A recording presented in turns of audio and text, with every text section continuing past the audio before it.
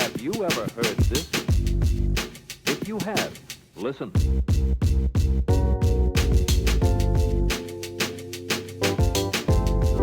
We are here in hot and live on number 78, Kai. Number 78. We are on a tear. And I'm on one today, buddy. Let me tell you, bro. Haters be out in force today. Man. And all we'll say is you should hustle as hard as you hate, dog. All right. That's all you get. Yeah. You know who you are. Dude. We're gonna leave that on the sidelines today. Bro, no, I'm not bringing that energy in. No. We got Joe James up in here. Dog, what's up, brother? Man, thank you so much for having me. Dog, thank you for we appreciate you being on, man. Like, I know you got some stuff happening. We can get to it. But like, yeah, man. I'm just curious to like off the bat, just like I appreciate you coming through. Had you seen like some of our stuff like with other people? Man. Yeah. Okay. Yeah. I saw. I was just telling Kai with the episode with Dave Scher, good friend of mine, and episode with Ruthie Kraft. Oh, yeah. Which another great friend of mine as well. And yeah, I was like, man, you guys are doing cool stuff, dude. I was like, I gotta get on there. I love that, bro. Cause I'm like, so I come from the comedy world, so like my vibe is like more in the like no fucks given, but I'm still like I care about music, like, and to the degree that like, you know, it matters to like be doing your job properly when you're playing, but like also so it's like it's fun to talk to musicians and comics or whatever. So yeah, love it, man. What's going on with you, man? What are you working on right now? Man, I have so much going on this year, dude. You got a release, don't you? Yeah, I have a release. I mean, this year I decided to adopt a baby, release an album, and a book. Damn. Yeah. So I'm What's the title of your book? I'm exhausted. It's called I Shouldn't Be Here. Can you pull that up, Kai? Like on the give it. Is it already out? It's not out. Oh, it's not out. It Is it like? Is there any November. publication about it like Not online yet. yet? No. Oh, okay, so never mind. That's dope. Wait, so when is that? Sometime in November, probably mid-November. Okay. Yeah, and releasing an album called the album's called Everything and Nothing, produced by Eli Menezes, good friend of mine. Have Daniel Watson playing drums on it. D Watts. D Watts. Oh, D Watts was on too, dude. You know, that's what you said, dude. Now that I think about, because I booked you so well. It's been a while since I booked you. But like, you mentioned D Watts. I was like, I love D Watts. He's so great. I was just talking about him last night. Yeah, he's one of my best friends, man. He lives like right down the road from me. Yeah. And he's just, I mean, not only is he a killer player, but he's been such a great brother to me. So yeah, this album is such a cool. I mean, pull up our Instagram and go to the D Watts. I want to pull up one of Dude, his. I know. Did you see that episode? Yeah, of course. Okay. I totally forgot he was on here as well. He put us on so much game on that episode. Dude, he's the best, bro. Yeah. So full of knowledge and wisdom and love. And like he's just a cool dude, man. A real guy. Yeah. You know. But yeah, I have all those guys on the album, and it's just an album of songs that I wasn't trying to impress anybody or chase anything. It was just like I have things to say and I'm going to say them, you know, lyrically and melodically, sonically, and it just came together really organically and quickly, and it's my most honest work, man, and I'm excited. You know, it's interesting because we were like recently had a guest on that we were watching some of the Beatles stuff, which I'm trying to avoid us getting copyright strikes here. But no, but it was the process of them writing, like how quickly like an all-timer could come together. You know, it could start on something. It's like the songwriting process is not necessarily a long, drawn-out thing. Sometimes it happens really quickly. Yeah. I mean, some of them do. I think a lot of the time, actually. Yeah, some of them just fall out of heaven, and then some are just like, you know, strenuous, and you kind of like have to sit there. And I remember watching the new documentary, Get Back, right? Yeah. And they're sitting there trying to figure out Get Back exactly, you know, for hours and hours, but then some of them just happen to so quickly. Like it's crazy, dude. Or whatever. It's so cool to watch. It's and then you see that moment where they actually get back, and then it's like, oh fuck, and now it's like, and it's like one of those things. Go ahead, Kai. Yeah, seeing that moment where it actually like clicks and like, oh, we found it, you know? Yeah. But it's that recognition that you found it. Yeah. You know what I mean? Like, it's like they knew they were onto something at the moment because they kept cycling through different things, and then it's like, Get Back. That's it. and it's like something connects in that. Yeah, it's like detecting vibrational. for like radiation, and like the Geiger counter is just like tick tick tick, and then as soon as they find it, it's just like off the rim. And you know like, what? Oh, we know it was here. I'll say this, like that is what, call me old school, bro, but like that's what music is missing today. Soul, yeah, yeah, right. To where you have to work for the song. You have to have you're putting your heart and your soul and blood, sweat, and tears into the song, and that's what they were doing with Get Back and all the rest of them. Is like they're writing from real places and they've paid their dues, you know. But I think now it's just a click of a button and something comes up and you got a song. And there's Did no you see life that Rick in it. Beato thing that he was talking about? Dude, That I love Rick, dude. And then he goes, "Oh yeah, by the way, that's a fucking Beatles song too." Yeah, right. Fucker. Thanks, Rick Beato. We appreciate you here on this podcast.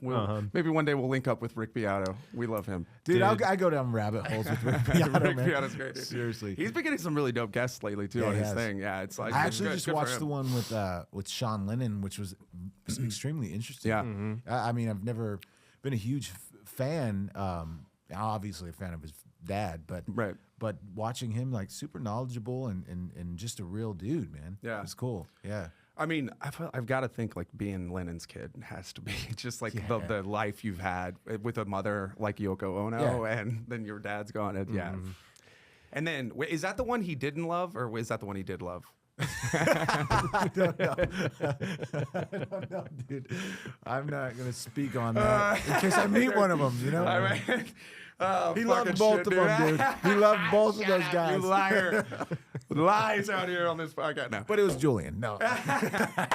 Yes, dude, it sucks because to be both of them, like it's a crazy life to be the child of John Lennon. You know, culturally, he's like he wasn't necessarily wrong when he said what he said about being bigger than Jesus. I mean, and that's as the unit of the Beatles. That's not just John Lennon, but obviously John Lennon is you know, I mean, he went back and kind of explained what he meant.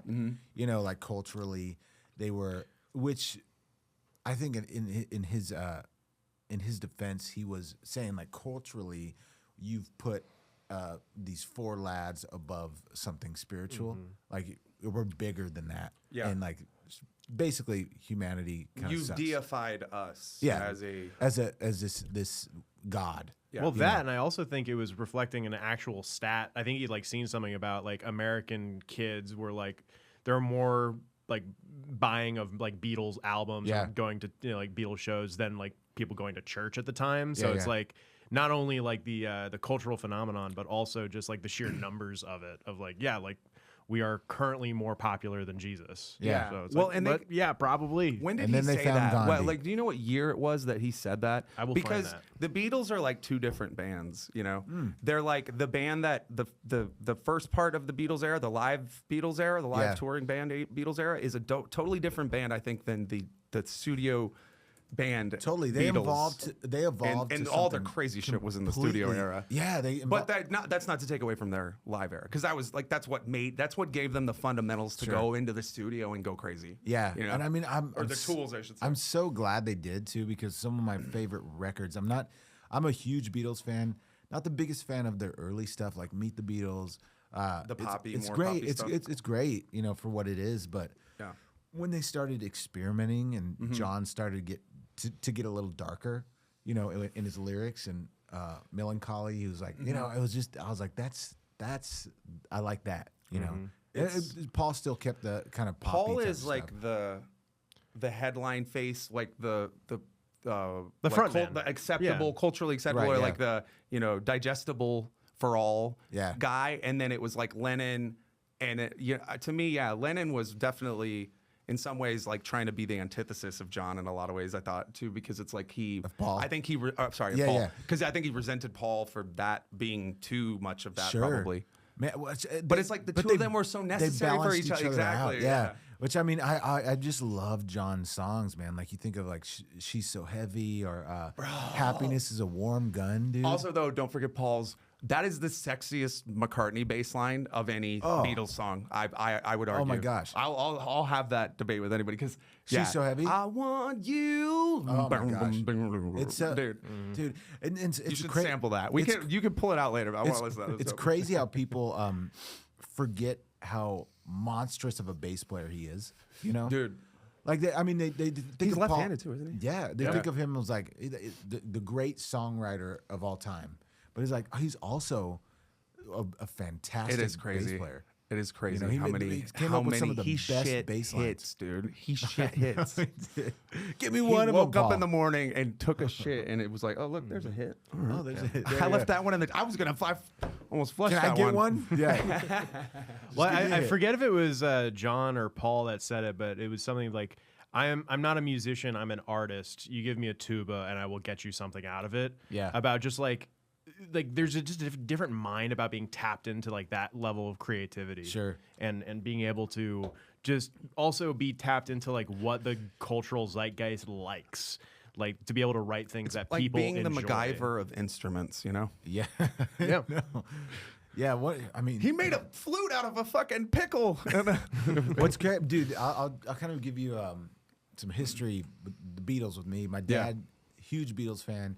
My dad's a bass player. Okay. And so when we were growing up, he's a bass player turned pastor, and then still a bass player. Sunday service. Yeah. And he We I know. shit. Dude, we have a thing about church drummers here and church players, but church drummers it's dumb. D-Watts. It's dumb. Yeah. All of them. C3, like, Bro, all of them. C3, Atkins, fucking Heights. Dude, I mean, all Ridiculous. these cats around town who are just, it's funny though. I'm like, I went to the Friends Jam last night. Oh yeah. And I was like, I go to the homies all the time. And I'm like, when I go to the homies, I want to quit. And then I go to the Friends Jam and I'm like, I'm pretty good. I'm doing pretty good, man. Bro. Yeah, no, it's I'm like, true. it's all right. It's good. No, it's true. I mean, that's exactly what it does. But no, I grew up with the Beatles, man. My dad was always playing the Beatles anthology. He put in the VHS. We had all of them. And I just remember like watching them and just being completely enamored by their gift to write songs, man. You know, and my moment of I'm gonna play music for the rest of my life was watching them on the rooftop playing Get Back and Bro. and what's the Don't Let Me Down, you know? Yeah. Gosh. Don't let me down. Yeah, and And they harmonize Ringo so and well on that. His that Don't red let me whatever. down. Oh, I know. It's beautiful. John and Paul's vocals complement each other so well. But that's Dude, they're years so and good. years, and that's the thing again. Going back to what we're missing Don't you today. know it's gonna last, dude. You got Yeah. that song in my head now. No, I love that- it, dude. That's But that's exactly what's missing today, man. Is like they put in the work to get there. You know, to get those harmonies. They played many shows before they were popular. Yeah. You know, and they paid their dues on the road. Right. You know, and they practiced and learned songs and honed their craft to become what they were and what they are. You know. No, absolutely. I mean, it's like, and there are no shortcuts. I think that's the thing. A lot of people they want to, you know, they think that there's a shortcut here. Is not. To whatever you're doing, like No. you have to take the path of like going through and getting. You have to make the mistakes. You have to, you know, go through and do these things and get to the point. You know, because it's like doing anything. It's like it's a never-ending. Like art as a job is like. It's where you have that point of like you have to put one hat on, be this person and be this person at the same time. It's hard. I think like with the songwriting process though, that's why like to harken back to what you said about with the album, this album you're coming out. Yeah. It hasn't dropped yet. It's about Not to yet. drop. September 18th. Yeah. Perfect. So that your album that's about to drop, because it's like you said that you were writing that from a different place. So I guess the question would be, in the past when you've written, have you written more from the place of I want to write something that I think people will like versus writing something I like? Yeah, man. Yeah? 100%. Okay. Yeah. I've So that's where this is a change for you in this this one. Sure, yeah. I mean, that type of Because it is a thing, dude. yeah, that type of mentality, I believe, hurts artists to be like, I want to write songs that people like. And I mean, there comes to a point, and I even think the Beatles were this too. It's like they were just writing to have fun and experiment and see what works. And because it was in their soul and it had to come out. And they're like, they have influences, and I want to write a song like. And also, they had endless studio time because they Exactly, were yeah. filthy fucking rich, and they could live in the studio and do whatever they wanted. Yeah. And that's a great thing. yeah, To be but like, not have cool that for us because we don't have money. Hey, we'll go be the Beatles first for like yeah. a while, dude. It's their story too, man. It's interesting because they toured like so heavy. You know, Yeah.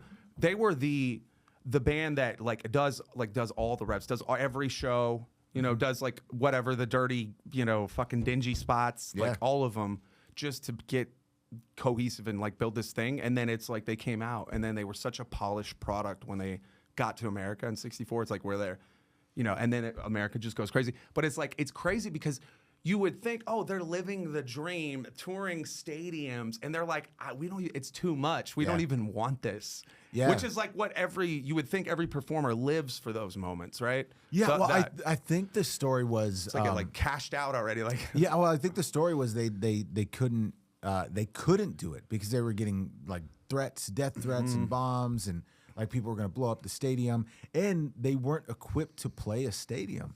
Like they were the first people to play a stadium, but they didn't have the PA system to do it. Yeah. So they were just getting drowned out by a bunch of girls screaming. And they were like, this is miserable. Yeah. Like, we just want to play music and we can't even hear ourselves, you know? That last show they did too, I think was just like a total pop-up. They didn't announce it or anything. I think that they just started, I think they, and I'm like, just imagine like being walking down the street of London when they're like, hey, you want to go get some tea? Yeah? And I'll be like, is that the fucking Beatles on the roof? Dude, I went there. Dude, yeah? Yeah. To Abbey Road? To Abbey Road, yeah. And to Abbey Road and also to Apple Corp where they performed on the rooftop. On the roof there. Okay. Yeah, it was a cool experience, man. It was like a full circle. I FaceTimed my dad. I was playing a few shows out there. FaceTimed him as I walked across Abbey Road and in the studio and like it was awesome, man. That's cool. It was so cool. That's a cool thing too, like with your dad, you know, like I lived in New York and my dad came to visit, and in the 60s he was stationed on Governor's Island, which is right across from Manhattan right there. And so like he came to visit in New York and we like went to Governor's Island. He's like, yeah, this is where my barracks was. And I was like, dude, this is crazy. Cool, man. Yeah. Like he was there when they were building the fucking World Trade. It was still not done yet. They were still like going up with it. Wow. Dude, yeah, it's crazy. But to like share those moments with like your dad, because it's like there's that awesome. Kinship of like they're really cool. Yeah. That's dope, man. That's dope, dude. Like, was that recently that you were out there, or was that like 2024? I think. Okay. Yeah. Word. It's cool. Yeah, dude.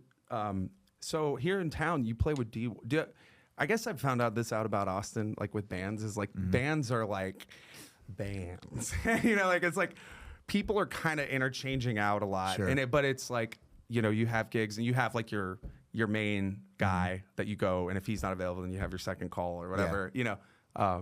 But so like the cats that you play with, how do you find like with it's interesting to me because like with collaborating, because it's one thing to like play cover gigs or whatever, but it's another thing to get together and like write some shit with guys.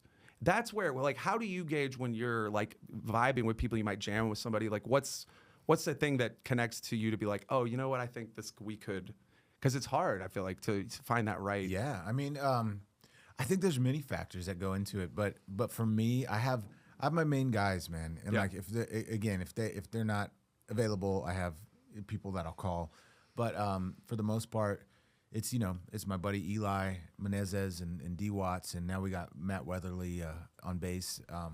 So do y'all get an opportunity to like just jam ever, like with each other, to like come up with? Because I'm like the writing process. Eli, you know, me and Eli, we sit down, we write some songs. I'll bring some stuff in, and he'll help. He's kind of like my George Martin, you know, where he'll put some colors on. And add some colors to the songs and chords and certain things that I wouldn't have ever thought of. And then D Watts does his thing, you know. But yeah, I mean, we actually go to the D Watts. I forgot I wanted to like pull up one of his clips, dude, on Instagram, because, dude, I'm telling you, bro, I love his energy. It's like he said something, and I totally agree with it. We got to raise it's on us to like keep the bar high if we want Austin music scene to be. Sure. You know, continuing to have a reputability of like, you go here, you see like world class kind of shit, because you do. Yeah. Like, you're gonna have to help me. Yes, you just keep scrolling until you get to, because he was at the beginning of the year, so I was like, I can't remember which one it was, but he should be down a little bit further. My man Marcus Jones, dude. Do you know Marcus? I don't know. Bro, that guy is. He's ridiculous, dude. He's Jennifer Foster. She's gonna be on the I think the you release went, show. Did I go past? I think you went too far, because it was at the actually. What months are these? I don't know, because it's like, because we just past. Keep going up. I'm like, we had him at the beginning of the year. Yeah. This is our page, right? This is our page. Yeah, this is Cody Kai Cast. Okay. Actually, I think you do need to go down. Keep going. Sorry. Yeah. Keep going down. What were you saying, man? Sorry. Jennifer Foster. She's Jennifer Foster. There he is. Opening yeah. the night. Yeah. There we go. Which one? What was it? Go to scroll down a little bit more. What was the other one titled? It was like, hold on. I feel like the callbacks aren't about telling, because this one was like some like really, he's putting on game here. Yeah, don't unmute that. The mouse is still acting kind of funky. So, come on, buddy. I don't have audio. Here we go. Miss, There we meaning go. like that guy was a good hang and he's talented. That guy doesn't stink on a tour bus and he's talented. That guy can read got the music same hand. and he's talented. It's not just about talent. I'll tell you this from our generation to yours. Like, there's some gigs that you see people on, you're like, how the fuck did he get that gig? And it wasn't because he's talented. No. It's because I knew he's going to answer the email. I knew he's going to be on time on call time. I know he's going to bare minimum know the music. I know all these things. So it doesn't matter what his talent level is. I know he's going to do these things to get this gig done. And that's what gets the calls. That's why Adam called me for the Bruno shit. He's like, I know he's going to be able to hang. I can trust he'll be on time, answer the emails, adjust on the fly. It wasn't because I'm up there chopping it like a motherfucker. If you have, That's what it is, bro. I mean, it's like the reliability factor is such a. It's Sorry, like we're watching our podcast we're on so our close, podcast, dude. Do you watch me that as he's talking, I almost found myself saying, "Shut your ass up." dude. Yo, shots fired out here, D. Did you hear that? You gonna stand for that? No, But okay. what he's saying is absolutely true, man. It's Yeah. it's so many factors. It's the hang. It's you being extremely professional, like showing up, good attitude, and then it's almost like the talent is somewhere in there. Yeah. But like, you know, if you had all the chops, but you don't answer the calls, you don't answer emails, you're not a great hang. Like you're probably not going to get called back again. You know. And I have a friend of mine out in Los Angeles. He was telling me about a Tori Kelly audition. And there was a bunch of guitar players coming in after Mateo. You know Mateo, and they were auditioning, and they went through, I don't know, like 50 people, and there was one guy who looked great, played the parts, and he was saying there were so many great players, shredders like Mateo. This guy was pretty good, you know, but he just came in with such enthusiasm. Everybody, the whole band loved him. He played the parts well. I mean, he wasn't the best, but Kelly was like, I want him. Yeah. You know, it's vibe. It is, man. It's the hang. That's why, like, with D Watts and Eli and all these guys, they're just on stage. We're you know, the camaraderie's there. Off stage, the camaraderie's there. Like we have fun. Before we get on stage, we're always laughing and like cracking jokes and you almost want to just stay there at backstage having fun and cracking jokes, but then we got a job to do. We got to go entertain the crowd. Yeah. But that bleeds onto the stage as well, man. It's very important. It's what also creates the chemistry musically that, and then you guys bring things, because when everyone's like stepping their game up, it's like it's creating that effect around everyone else, and it's like raising the bar in a sense for all of everyone. You know, it's like, I feel like that's a lost thing sometimes with people, where they, you know, they want it's like there are no secrets. It's just really just the consistency factor that plays so much of it. I agree, and I mean these people. I mean, like the D Watts and the, you know, Eli's of this world. They play with such conviction, and they're technically, you know, great. But also, I saw him play with Jennifer Foster with literally a hat, a snare, and a kick, and that was literally fucking. And he killed it, right? And I've never seen. Write this down, Kai. Quickest to get out of a gig goes to D Watts. We're coming up with awards for the end of the year. Sweatiest shirt is Tomar. Most stinky faces, Matt Mueling. What was the get? Was it Sea Boys? Yes, I think so. Okay. Yeah. No, yeah, he definitely got out of there quick. Dude, it was so ridiculous. Did you write that down? Yeah. Okay, great. I'm like, but yeah, man, it's about. I mean, you have to play with that conviction, and also players like that, including myself, like you play from a place. You know what I mean? Like what you've been through, what you've gone through, like all the music you've absorbed. like you play from that place. It's not like I can't stand just technical players, whatever, you know. It has to have soul somewhere. Well, you know? yeah, and it's like I think also like you have to come in and there's two sides to it, right? Like because I think technicality matters. I mean, like, you know, it's like precision but if you're just and, playing and from command there, on you it. sound like a robot to me personally. Yeah, you know? which and it's like I think you don't have to play all the notes to make something cool. You know, you can live within the space sometimes. That's actually what creates even more effect. Man, yeah, of course. You know what I mean? Yeah. So yeah, I think that I think there's also something to be said about getting out and just running and going wild. You know? Sure. Yeah. You know, there's a time for that. yeah, you it's know? called 25 or 6 to 4 second solo with Groove Line Horns on Tuesday. Matt Mueling. Nice. Fuck. No, of course. Fuck. Yeah. I like watched it. I'm like, is this in fast forward? No, it's actually just regular speed. It Oh, looks yeah. like it's in fast. Dude's fucking amazing, forward. but he still plays with you know No, yeah. soul and like he could still do that as well. He can do whatever. you He's know. got so many. I mean, dude, that guy's got every fucking tool in his bag. Yeah, dude. he does. Every man. tool. He's a monster. Yeah. You like he's like the guy in like, what do you need, man? You need Yeah. a leveling whatever fucking thing. I got you, bro. Like, get this job done, bro. But like, man, I'm like, I don't know where I'm at. I don't know about the 10,000 hours thing. I've played a lot of drums. I've probably spent over 10,000 hours playing drums at this point. But it's like, there's still a level of pro and elite where you get where he's at that this is just like this upper echelon tier. Sure, yeah. But I'm like, not to say just him, but I do think though that there's other players around town, like I see, that I'm like, there's flavor with what they're doing, and I'm like, they're not, they're good, but they're not like, you know, the whole thing. They're not having to like go crazy on it or anything. You know, it's like to me that there's a good balance, and I think that's with anything, with drummers too. Right, You know, yeah. drummers that are getting too choppy, you're like, all right, chill out, bro. Yeah, yeah. Play to the song. You know, would don't you? stop. You stepping on toes, dog. Come on now. I know. Come on.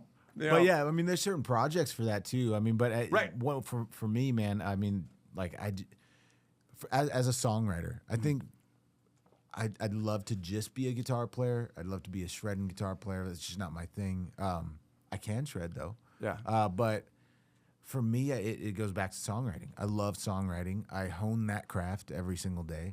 You know, write with many people, write stuff for myself. But if a musician's coming in and not serving the song, you're out. You're serving yourself. Get me. the fuck out. Yeah, this is not.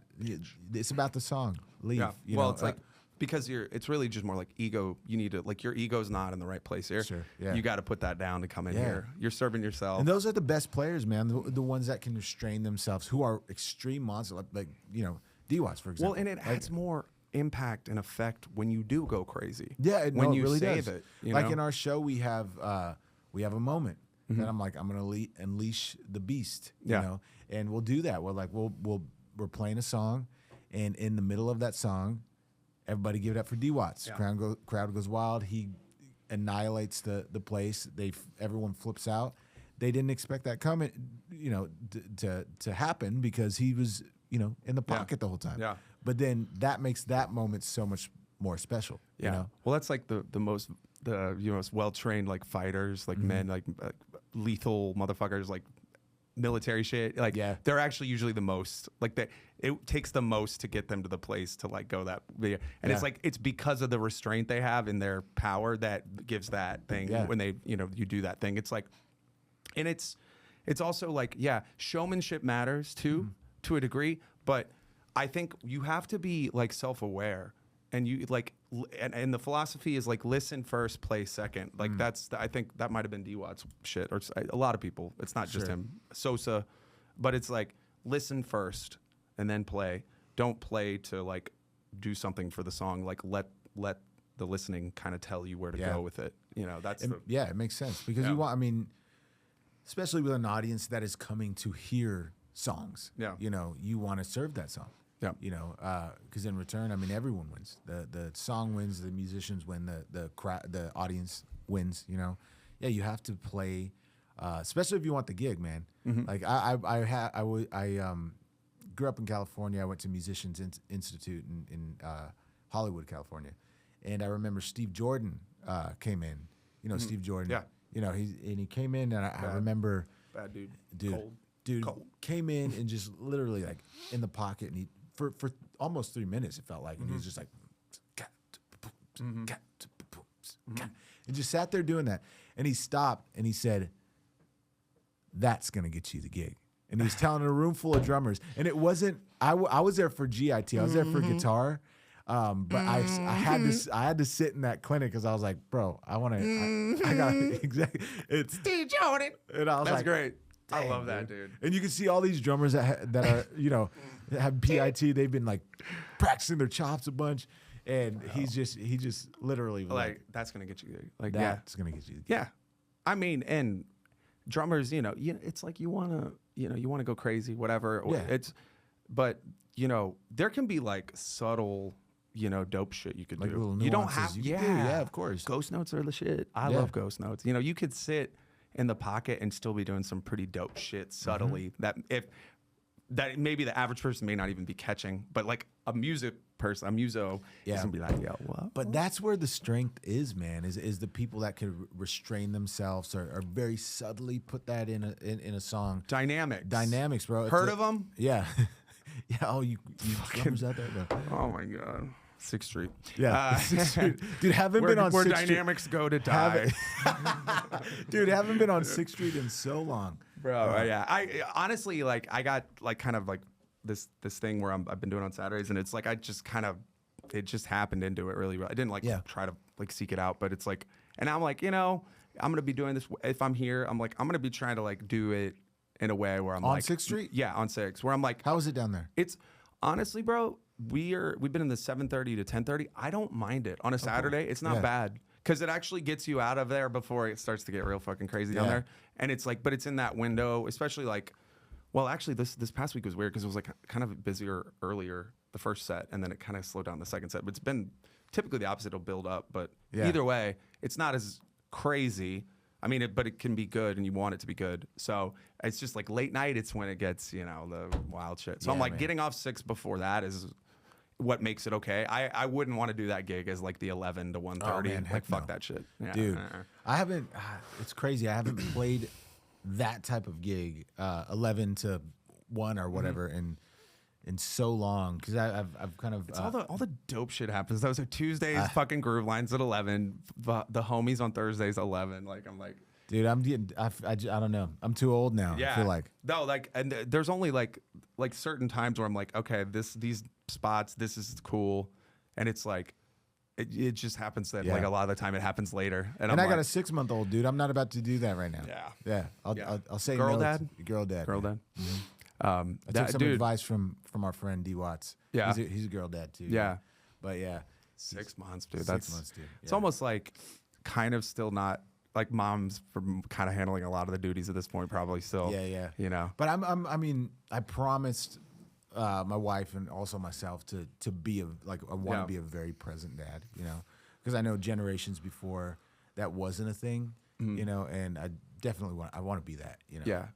So I've been there. That's good, man, because it's like the first few years are like really like everything, like for them to have healthy, safe, like good environment in that first like 3 to 5 years of life. It's gonna like really set the tone for everything. Do you know Mike going forward? Mike Davila? Yeah. Yeah. So Bro, another that dude's doing fucking. I know. Ty Myers isn't going on. Dude, that dude is out of control, bro. What the I know. hell? But Yo, Mike, get him on, dog. Let's put him on, dog. He gave me that advice of like, take time off, be very present in her life during these crucial like months and even year. And I remember him stepping back from a lot of stuff and just being very focused and present in his it's important girl's life. Yeah, I mean, because it's like you're children that are like not given proper care in those first early years, like if they're like left isolated, like they'll never like potentially could never be able to even socialize as a human ever. Oh, man. Yeah, it's that like it's like your whole code is kind of written that it's like most people don't really have memories prior to like I have like a couple of like but prior to 5, but it's pretty blurry before 5. Sure, and really even. He gave there was another little nugget that he let me have, but he was like, be aware and like mindful of certain character traits that you're maybe picking up from from your dad or from past things. He's like, some of the negative things, you know, that maybe you weren't too fond of, or that maybe left some, you know, type of scar or trauma in your life. Like he's like, be mindful of that, because he's like, it will come out and you don't even realize it. And you're like, oh, and he's like, so be like aware of it. Yeah, lose your dad's anger, Cody. Yeah. Hey, dude, I get it. I get it. I don't have a kid, but that I'm aware of. But yeah, I get it. Yeah, that you're aware of. Yeah, somewhere out there. You're getting a phone call. After this cast. I haven't drank in a little over 4 years, but I don't, Well, it takes 9 months to give birth, so I think you're in the clear. Well, no, but I'm talking like a 12-year-old that like is like, oh, by the way, my mom never told you. I don't know. It's like, oh yeah, you know Janice or he's whatever. like, I look. I didn't make He all looks the very best decisions. similar. Dude, I'm like, Why do we look similar? That right, Cody Kai Cast. Why? dude, seriously, no, dude, I'm like, but yeah, I mean, like for me, it's like, yeah, I get that, because like I pick up on myself with like the things from my dad that I'm like, I don't want to. There's good things, like I want to take my dad's work ethic. I want to keep that. Same, yeah. I don't necessarily want his anger. Anger can be. This is the thing about anger too. It's like this emotion that like almost is universally considered like to be negative. Anger is a negative thing. I don't necessarily. I think righteous anger does exist. That's what I was gonna say. Well, like biblical. I mean, I don't know. I'm a spiritual guy. Yeah. You know, I have my. I'm more spiritual than biblical, but go ahead. Yeah. I have my faith, very biblical. And I mean, I walked away from it for years. My dad, like I said, is a pastor, super jaded, but then came back and found my relationship, like my personal relationship. But there is a righteous anger, man. Like there is one where you can, without doing any harm, you can have that anger. Yeah. You know, sometimes you got to flip over some tables, dog. Bro, yeah, and he did. And he did. You know what I mean? That was what Bill Hicks did too, bro, as a comic. Like, you know, but it's like, yeah, that mentality of like, because that's one thing I've resented about some of my past people I've like, you know, just like where I've been kind of been told about like, oh, there's this anger thing. And it's like, well, yeah, but let me have a little bit of like latitude to like not, because men feel like women don't feel anger the same way I think that men do. Just like I think estrogen works differently than testosterone in terms of you know. So it's I don't think men. I think it's unfair a lot of the time how much men will be like shamed for feeling. And it's like, I'm not saying go act out and go crazy, but like in a channeled place to get your anger. That's fuck up. Yeah, do it. You know, man. like, well, I think I mean, in the society we live in, culturally, it sucks because like men, like no, you can't be angry about something, or you can't even show any type of emotion. It feels like it's like you need to go to work and you need to do this thing and then whatever. And it's you know, and it's no wonder that the highest suicide rate, you know, is men more than women, you know, right? Because we're not able to have that emotion, or we're not able to get that out. Well, you're not even able to, like, Ruthie, I just... Yeah, dude, I saw that, Did you see that? I wasn't even going to post that clip originally, so I did the 3 that I would normally do, and then Ruthie was like, well, I was going to post another one, and I sent her that one, and I was like, this is probably maybe something you could do with that. I mean, I didn't... It felt like... And it ended up being the highest engaged, and it's not, like, why I put it out, but it's like... The flip side of that is I don't have the bandwidth to go in here and like people are going to get caught up because I made a joke like that I said on stage, which is like male privilege is a myth, you know, like female accountability, you know? So, dude, it gets laughs, bro. And I'm like, but then it's like people are over here and they're talking up. The argument is on the male privilege. So the punchline of the joke is not. It's like we're not even arguing about the joke. We're arguing about the setup. You're talking about me saying male privilege is a myth, but also just what you said. It like, oh yeah, men kill themselves at 4 times the rate of women. It sounds like a lot of privilege, doesn't it? That sounds like a lot. We're so privileged here. Man. We're so privileged that we kill ourselves 4 times as often. Because it's so great. But it's all that privilege. It's true. I mean, it's so backwards thinking. And if it's a man coming out of a relationship, it's like double. It's like 8. It's bad. Yeah. Because men don't also get women have like that's where women are good to each other. They take care of each other in that way. And men, we will, but we don't give a lot of. And it's almost like it's kind of necessary in this really shitty way where you're like, this is kind of just the world. Because it's like as your boy, like, you know, your boy comes out of something, you'll give him a window where you're like, I'm gonna let him sulk and like do it. But at a certain point, if he's continued, you're gonna be like, yo, bro, get the fuck up, dude. Get out of here. You know, and it's like, but I think we've never some even men been can't allowed deal. to do that. Though. Yeah. I think in society, like we're not even allowed to show that emotion. You know, it's just like you guys all just need to don't be angry.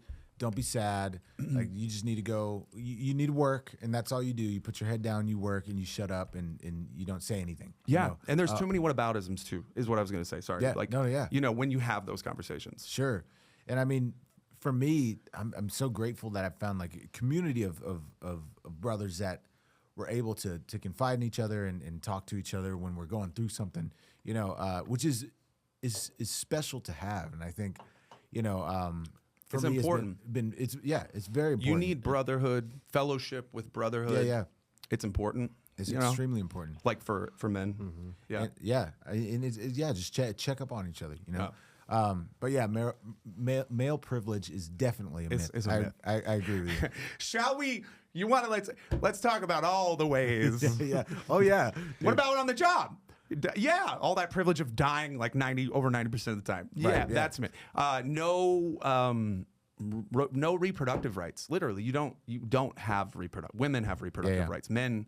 That's why I also don't like I personally. It's like I have a new go figure like a nuanced take on something, right?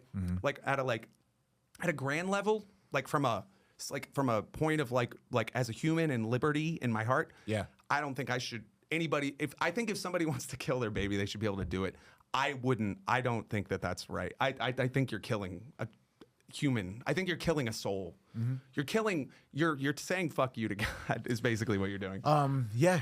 You know, dude, I've never talked about this on any interview, but I will. still support your right. To do that. But I will talk about it because for me, I think I truly believe that because I believe. That's where we got too casual with life. Yes, agree. And let me just say this too. I believe that we should all be able to have these type of conversations because so often I find that if you bring up a hot topic like this, and maybe I disagreed, but I don't. Yeah. I don't disagree with it because I believe that is a human, you know, and I believe that it happens at conception. Yeah. For me.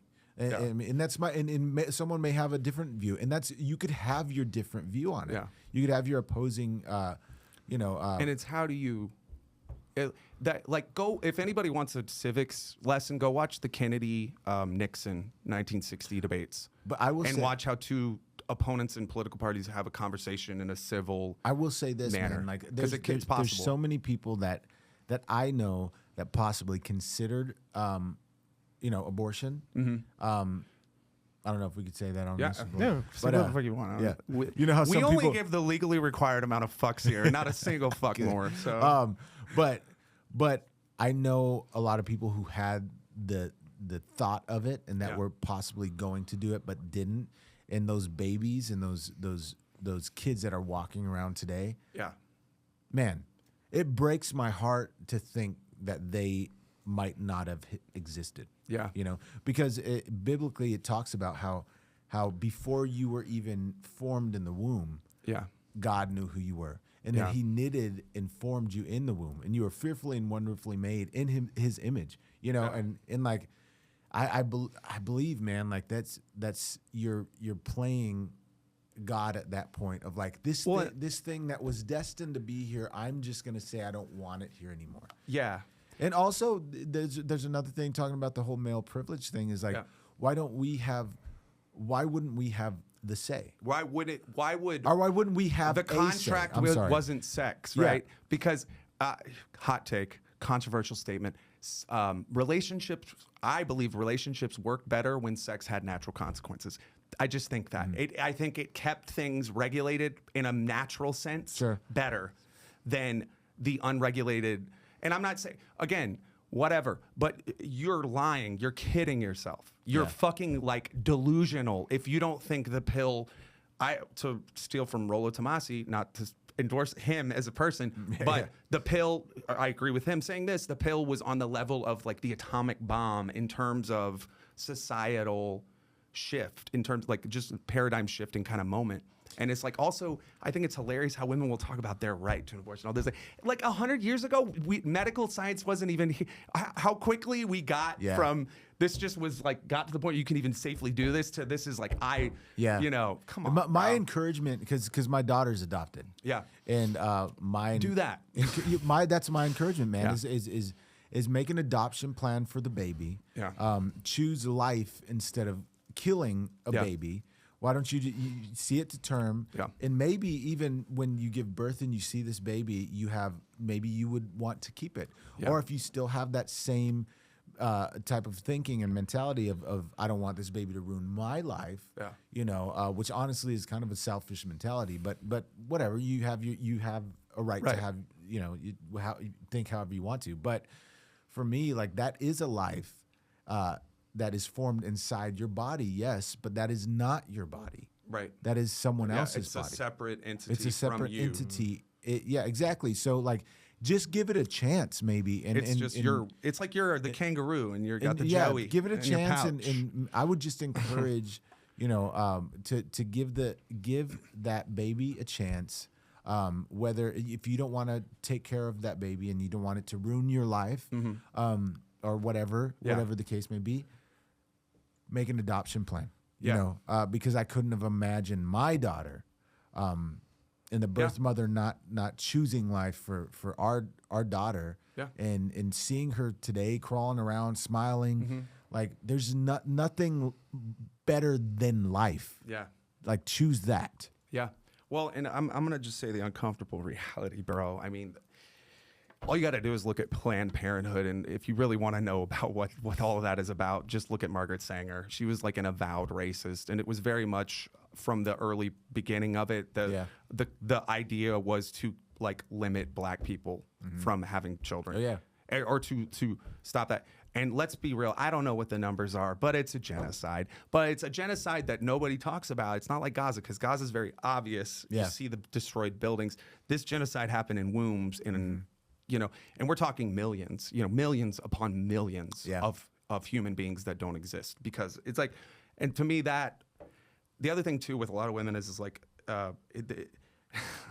it's fucked up to say this, but it's true. Not all women, but it's true. Some women, abortion is their ultimate birth. Like it's just there. I can like no consequences type thing. Like worst case scenario, I'll just have an abortion. You know, most abortions are elective.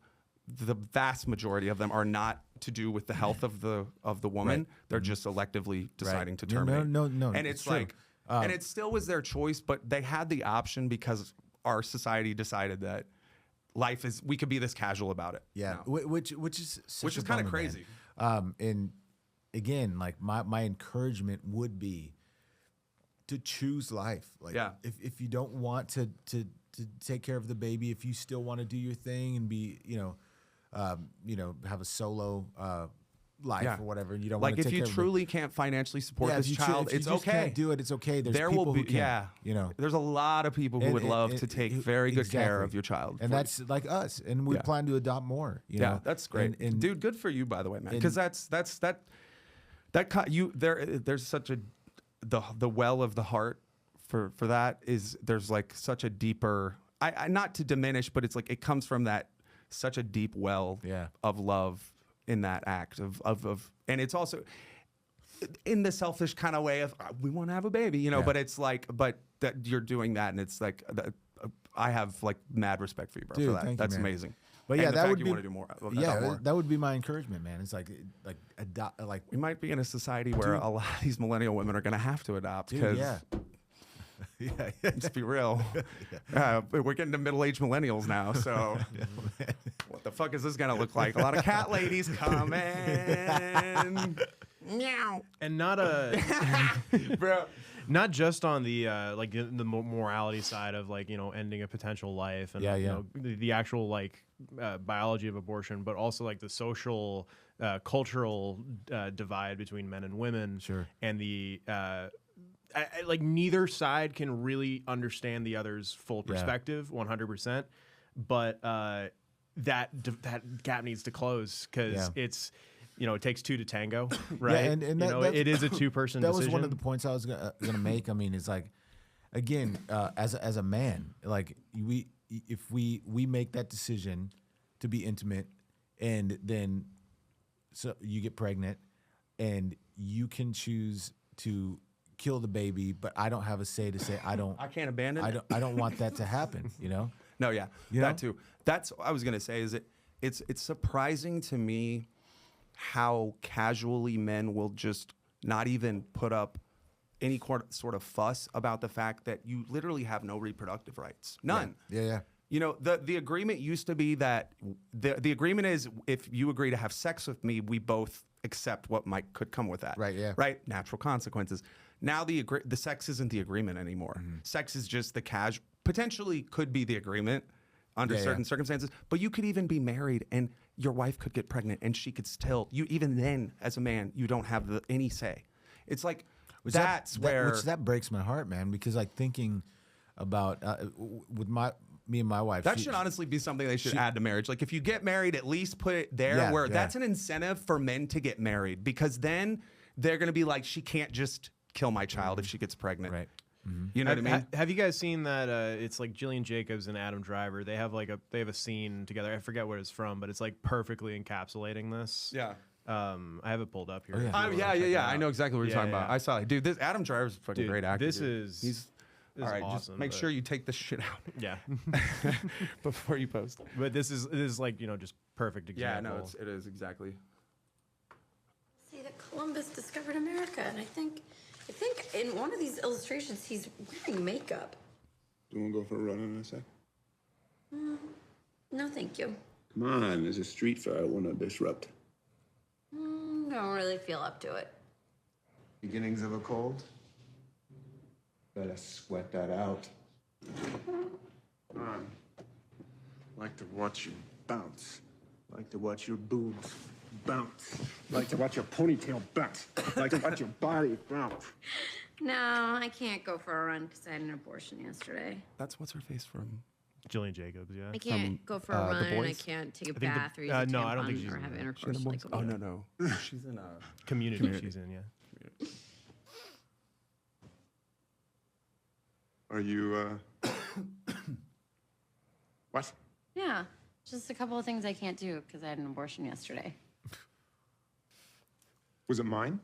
Yeah, of course it was yours. She didn't even tell him. I That's didn't crazy. want to Fucked up. talk about it But I mean, beforehand. this is I just reality, wanted you to know? do it. Yeah. But I haven't shared with boyfriends in the past. I'm trying to be more open with you. So you're trying to be open with me. How many abortions have you had? I'm not going to share that with you because that is private. I'm not going to ask you more how than many one. girls you've gotten pregnant. None. It's not private. I've got no girls pregnant except for you now. See, that's why I was wondering. I'm like, I could have, and I just never knew. It's possible. This scene is tragic, man. If you really think about it, like, he was not consulted about that was his baby as well. You know what I mean? Mm-hmm.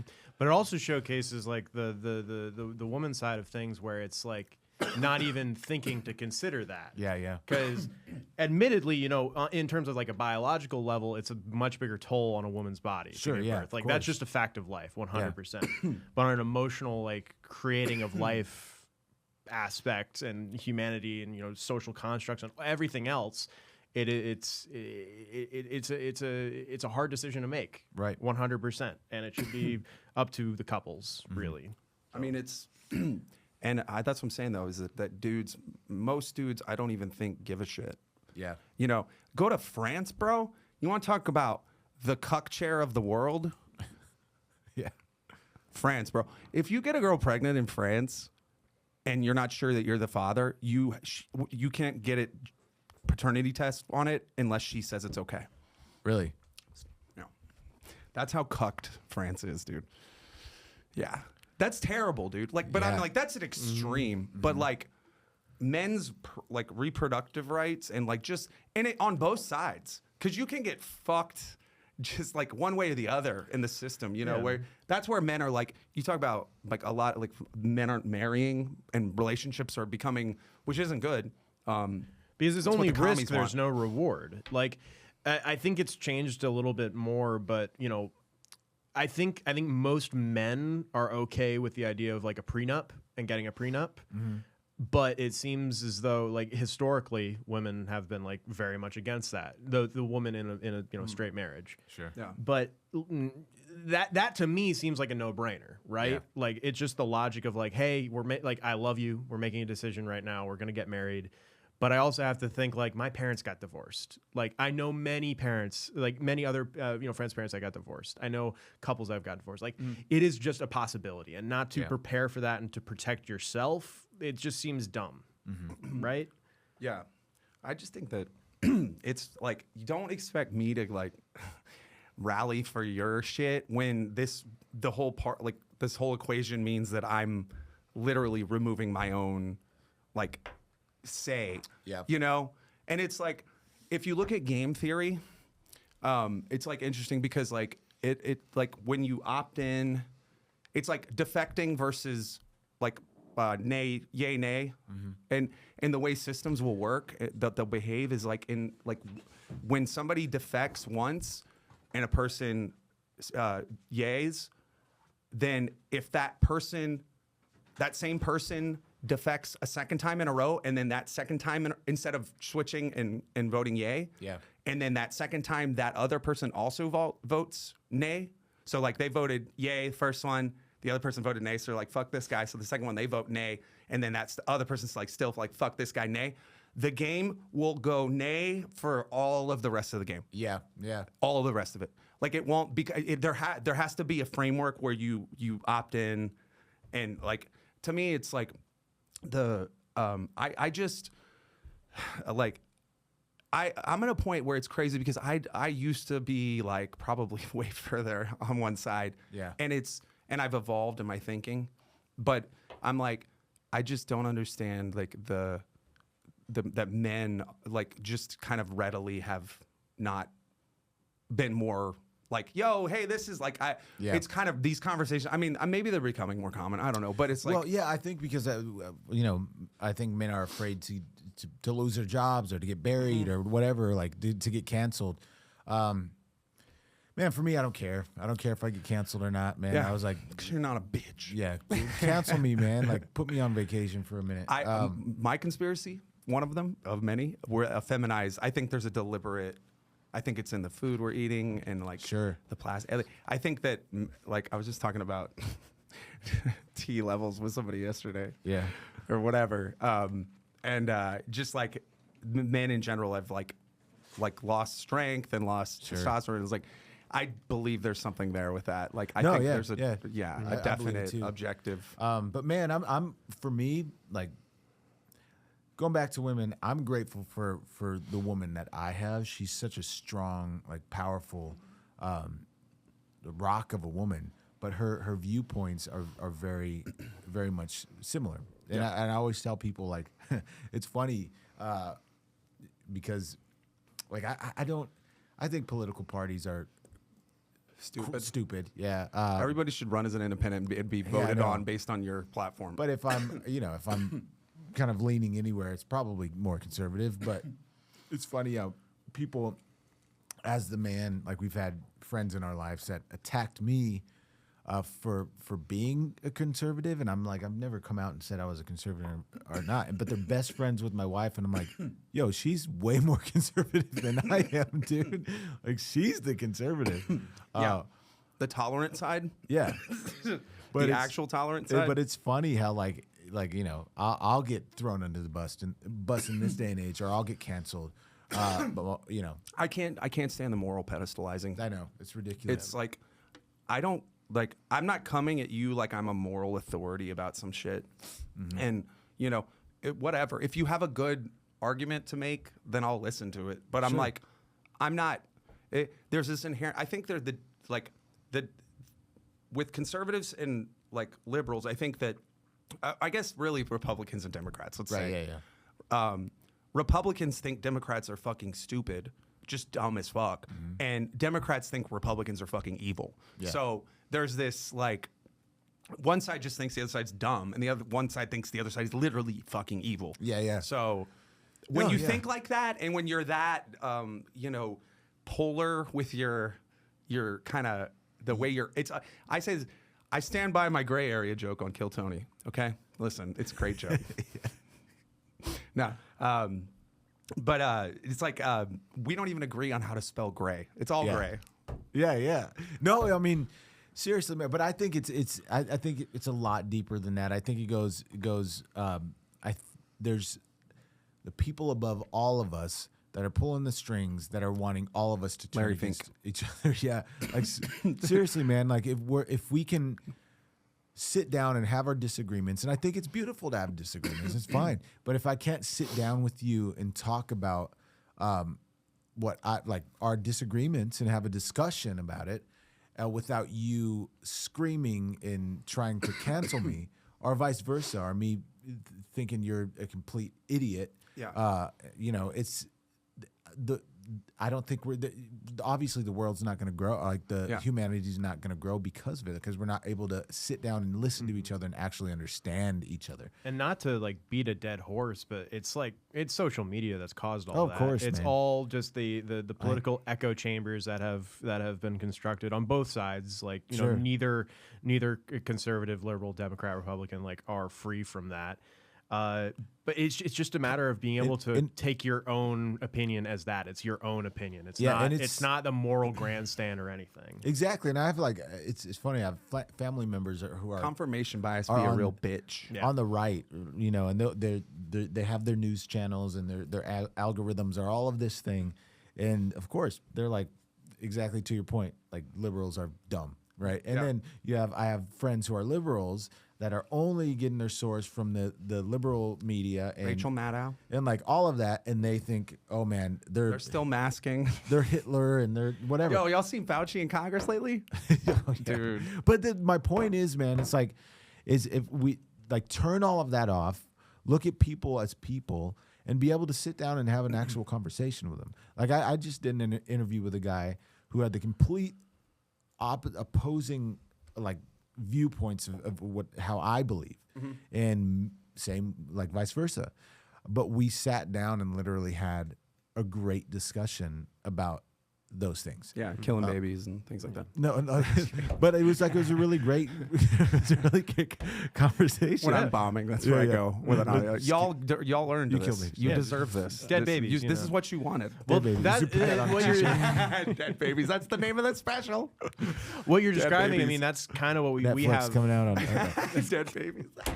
That's kind of what we have here. I mean, because Cody and I, you know, like we disagree on stuff politically. Yeah. Like we have differing opinions, but neither one of us feels that we're more correct than the other. There are things that we agree on. Like I probably lean myself more libertarian than anything, of just like small government and like you know thinking not anarchist of like we can govern ourselves, because there needs to be something, some form of you know Thomas Sowell. Yeah, bro. Well, going back to music and John Lennon. There you go. Full circle. He said something that I really loved. He said, I love humanity, but it's people that I just can't stand. And like, Carlin said something to the effect too. And I get it too, man. It's like the thought of humanity and the togetherness of what we are is beautiful. But then individuals and all of these little things like completely ruin it for everybody, you know? But yeah, shout out John Lennon. John Lennon, dude, when he wasn't being a shitty father, you know, could write a hit. Really could. Love you, Sean. Love you, Julian. Bro. Oh man. I love it, dude. Anyway, Fauci, y'all see this? COVID. This is another example of just it's like for me, like there's just people out here that like they make me worried that they could be so susceptible to the mechanisms. It's like, do you not see, you know, like what's happening? Like there's orchestrations. Do you not see this? You know, it's like this like blind just, you know, adherence. And I think that's where religion can get a little tricky, because I think that with religion, there's this like you have to you reach a certain point on the religion road where you go, you can't cross here, and it's like, but there's stuff I want to know back here, over here, and just you can't go back here. You have to. It's faith, and it's like, wouldn't you know it? The government likes to employ a similar tactic in their dealings. You know, they're just like, it's confidential. Sure. You know, baddest ass president, one of them.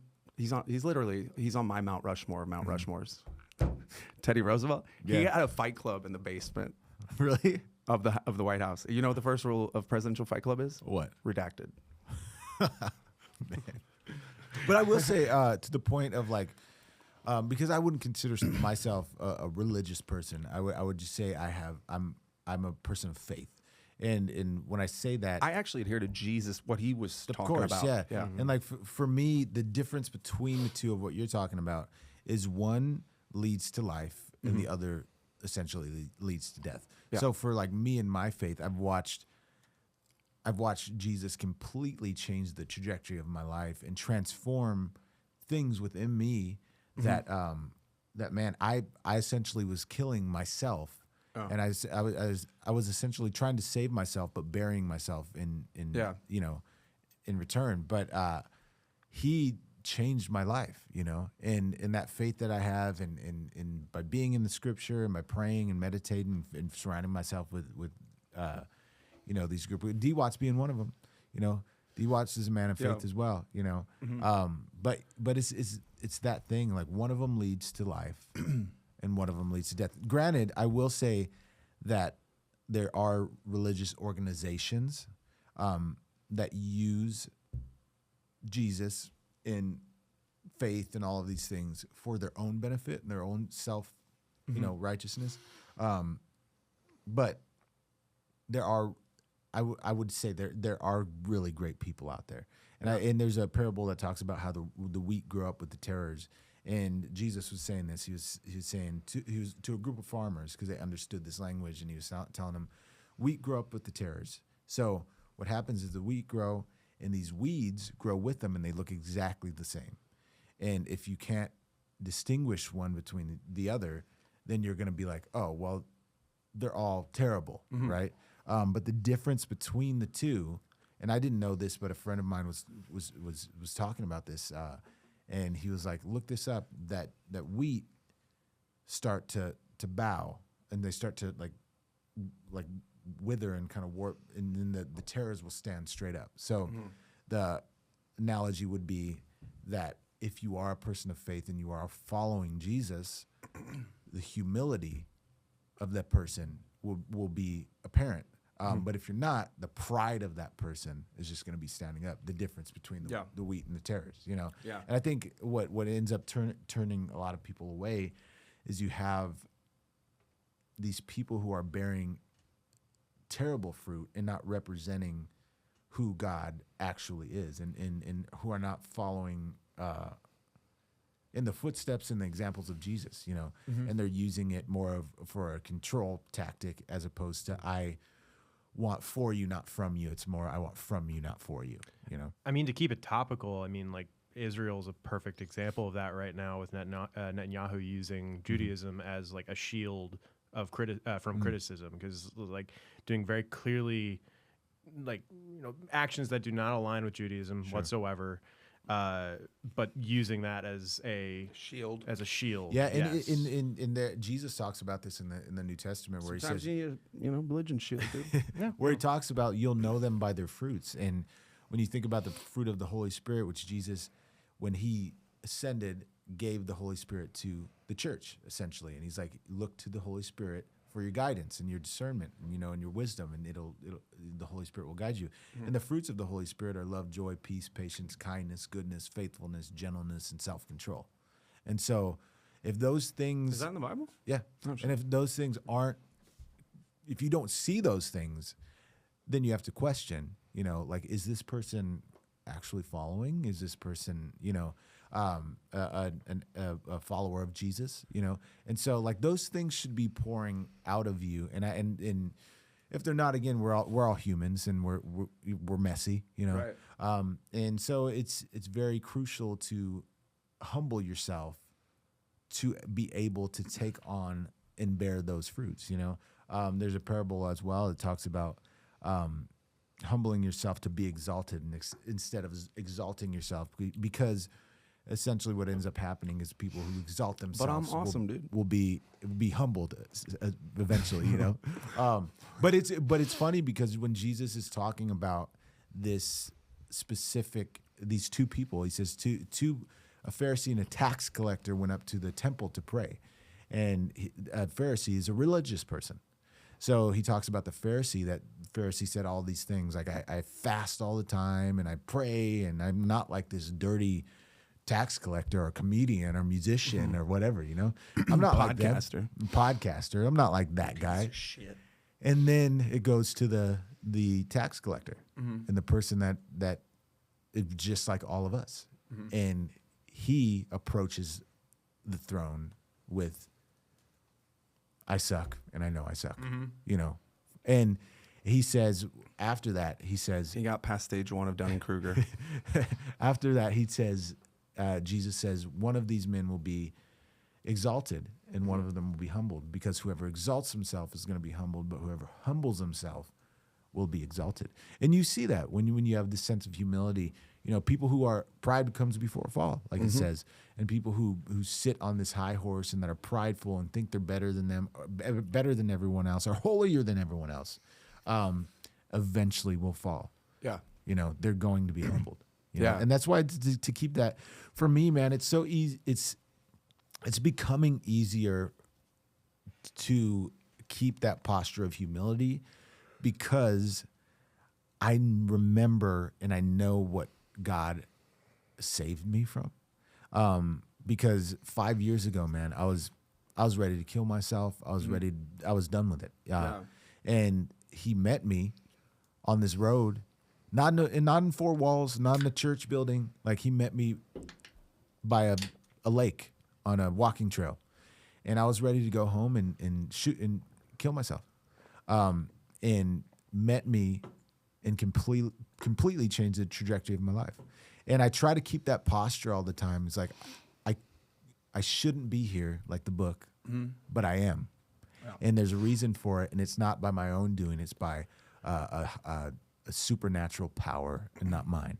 And so I try to always live from that posture and look at everyone from that posture too. Like, we're talking about all these people, but I always look at people with that compassion, because it talks about when Jesus would look at people, no matter what walk of life, he had compassion over them, you know? And that's what I always try to kind of have that posture. Some people it's hard to have compassion for, but I feel like keeping that humility and that posture that I'm not better than them. You know, I think lead with kindness. Yeah. But, you know, be a lion. You know, like, I'd love to think that everybody has my best interests at heart out here in the world. And not just that, dude. Some are actively working against you. And that's where you have to have that, like, well, there's also a scripture that talks about be wise as serpents, but gentle as doves. Yeah. So, like, you have to be wise, and you have that wisdom that people are going to be against you, you know, and you have to have that wisdom and discernment to discern who is someone who is not for you, right? You know, but you know who is for you, you know, and that's where I try to keep my you know. For me, it's like, I grew up in church, and I don't really go to church anymore. Last time I went was a couple years ago with my cousin, but like, number one, I don't really think it's a great selling point. Like, eternal life doesn't sound great to me. Like, I'm like, I think I'll probably like reach a point where I'm like, I'm good, you know? Like, I'm like, but like, so it's like, I don't think if you thought that through, like, living in this, you know. I remember I had that realization when I was like in 6th grade, because I was like actively going to church forever. Can I have that? No, thanks, bro. Yeah, and having that realization of like, that lasts forever. If this is all like real, that means I'm going to be up there for eternity. Can I touch on that really quick? Yeah, I'd love to hear your perspective. My perspective of that, and I think we have a really distorted version of what that looks like.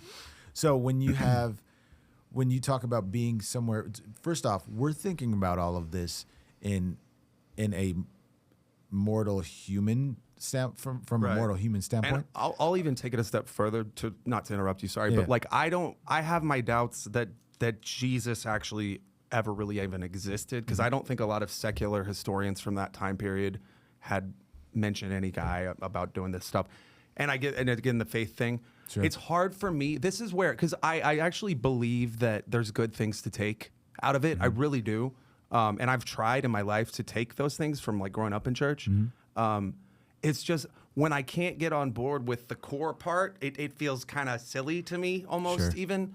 I would feel like I want to, in the standpoint of like the value systems instilled here, I want that. I think it's good. But it would feel like the expense of the authenticity of me being like, granted, that's not even saying I don't believe in a higher force of energy somewhere.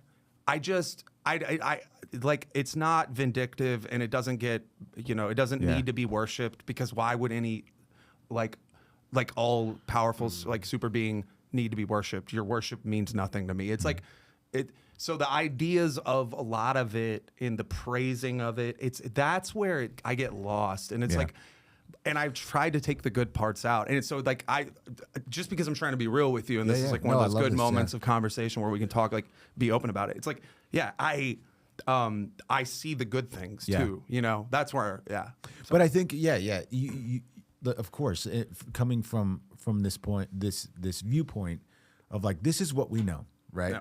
And like, this is all we've ever known. But once you start to explore, and that's always the word I try to use is explore it, right? Because a lot of people, they go to church, there's this pastor, he's up there and he's telling you, whatever it is, maybe it's a hellfire, brimstone, message, or it's one that it's super like, I think I don't think a lot of time it is either. But maybe here's the sometimes, thing, like, if it's a Catholic church, like with the God that I know, the God of the Bible, is, you talk about accounts that he's not talked about in a history account, but if you think about a lot of the religions that we know of, you have Muslim, you have all of these things. It's crazy to me that Jesus finds his way in each of them, whether they call him a prophet, whether they call him whatever. Right. And they usually refer to him as one of the ways. Right. Well, if you read the Bible, or if you explore the Bible, Jesus says, I am the way. So I am the bridge to that eternal Father. And you talk about like this almighty God that wants to, why would he need our worship? He doesn't. He doesn't need our worship. Why would he? He is like this almighty God. Why would he need our worship? He doesn't need it. He wants it. And I think that's the different language, is he wants relationship with this creation that he put on this earth and wanted to see flourish, but we ended up screwing it up like we do in our own lives every single day. We just talked about all the screwed up things that are happening in the world. Right. He doesn't want it. He doesn't want that to happen. But what he does want is a connection. Yeah. See, I think the only difference between you and I is that you call it he, and I call it just like like the higher good fight, whatever you want to call it. Like, because to me, God, to any individual, God is, or is not, maybe in the case of sociopaths, the voice in your head when you do something that says you shouldn't do this. So a conscience or the voice, that's God whispering to you if you're listening, and it's like, you may still do it, but you violated that voice. So to me, that voice is God. And you should stick to that voice, stay on that voice, because it's the voice that's the path of like, you're not the causing the least harm of those, treating others around you to the degree you would want to be treated. It's like, so universally, and just being a good human because it's good, because it's like, because it beats working for Team Satan. Like, I mean, I know they got a great pitch, but that's the it's thing, like man. World it's like, fame, right? Like stuff, the voice, isn't it? The voice, all in the your, soul selling, the voices in your head, right? Like listen to those, but a lot of people don't have great voices in their head. I know, sociopaths. And the thing with me, I had a voice in my head telling me different, and the other one spoke to me and breathed life into me. But the voice that I was listening to, that I believe was my own, was telling me otherwise. And so, like, I think that's the difference that we could have is like for me, I've seen God work in my life in these crazy ways that that I only know it's not of my doing, but of a supernatural power. You know, I think, and I also think it's you're seeing the manifestation of the frequency that you vibrate at. So like if you're vibrating at this level, and that level is gratitude and all these good things, right? Positive, the attractive forces of you coming towards you. Because like Tesla said this, right? And he kind of was, he knew a couple things, right? Like he was One or pretty two smart. things, yeah, I think, yeah. yeah, Not the Elon guy. No, but like just like frequency and vibration. And so for me, that's why I guess say spiritual, but it's like there's high frequency vibration, there's low frequency vibration. And I feel like if you're vibrating at the low frequency, I honestly sometimes any of us could be there, but like, and you're not working to raise yourself to the higher frequency, then that's where it's like you're in that place, you're going to find the things, all these negative things. Sure. It's like, so I feel like the manifestation of the things you the frequency you're at, it like you're seeing the attractive, and so for me that's how I would view it. Yeah. You know, just to like, but I still think that there's something to a higher level in terms of what it means. Like there's like a singular consciousness factor. that's the, you know? yeah, sure. And I mean, and I always have to ask too. It's like, well, where does the voice come from? Where did you come from? Like, where does the frequencies come from? Right. Because I believe, again, going back to the creation point, is that everything has a creator. Like here on Earth, let's just think humanly. What you're smoking right now, someone created that. Yeah. Right? I think that we were created by aliens. I'm serious. I think it's in our genome. Well, and then shoot, who created the aliens? Well, so you good could just question. you could keep going on. So for me, I believe there is a creator that created everything that surpasses all of time that has always been here, and that created humans and aliens. You know, but who created the creator? why would they need to? That's where this is where it breaks down. This is there's an infinite- this is the singularity of the Big Bang, right? It's like where all logic ends is at the point where it's like what created the thing that created the thing. But then we're talking about we're thinking about time, like and everything. But if there's a being Could be that's thinking the wrong dimension. a being that surpassed time and has always been, and it's hard for our brains to fathom, and that's the thing that's always the point is like how can could we it be fathom just that? one being though? Could it not be multiple beings that could like? And does it have to be a being? Like, does it have to be an entity of sorts? Or could it be like sort of a chicken and egg situation where it's like without humanity or without the universe, more broadly, like without the universe, is there a God? Yeah. Or like which, I guess it's a which came first sort of Right. thing. Yeah. Yeah. And my thing would always be like, would go back to like, well, who created that universe? Like, who created the universe to be structured in such a way The architect. that if there's an architect, Ever seen that Will Ferrell sketch from the back of the Oh, day? yeah. He's like, But- I'm the architect. But that's the thing for me is always the question if there's like you talk about Tesla, like Tesla just didn't happen, right? Right. And like we didn't just happen. We know we have parents, and we know our parents didn't just happen. We know, and so it always goes back to me. And for me, it's the God of the Bible, the God of Abraham, Isaac, and Jacob, which we call Yahweh. You know, and he is. You talk about multiple. He's a triune God. He's a God made up of three persons. Yeah. You know, and so What if we're just like mortal beings infused with God energy, well, we're created in the image, is what it says. and the aliens did it? You think I'm joking? Yeah. I'm not joking. And I have a very compelling scientific argument. You've heard this many I have times heard already. this Is before. it not compelling? It's pretty compelling. It's our second chromosome. It's fused. Nobody knows why. Yeah. Who fused it? That's Call where, it God. yeah. I don't know. Whatever. Yeah. It got fused, and that's where the extra two went that we don't have, that all the other apes that we're the most closely genetically related to have, is their 13th chromosome. Kai, how do you feel about that? About being created by aliens. Yeah. I don't think we were, but I also don't think there's there's no definitive answer. I don't think, whether we were created by aliens, whether we created by God, whether it was evolution, whether it was also like just if it's like the stoned ape theory, like Yeah. all that stuff is we like, may not even that's be that's the what science original doesn't inhabitants. know. Yeah, there could have been whole civilizations of advanced civilizations that it could have existed. That just Maybe. that I mean, the Earth's billions of years old. I mean, it's like and that Trillions. on that long of a it's not that long. But universe, I'm like, yes, on but, that long of a time span, though, of billions of years, it's like that's a lot of things can happen. I mean, like evolution in terms of, because listen, man, to a degree, like science is there for us, and science is the good thing about science is that science says we could be wrong. Like science always reserves that fact, that right, but I don't the absolutisms. But it's like I think that yes, you reach. Again, you go down that line, and eventually you get to that point where okay, some kind of miracle has to happen. So we're all arguing over what is where does the miracle come from? But do you just believe in that miracle and what that is, and like live your life? Because I think that the thing that gives life beauty is the fact that it's finite. Like it's not doesn't last forever, and it's like that's what if. You could spend your life worried about getting to heaven when you could be worried about creating heaven here while you're here in this life.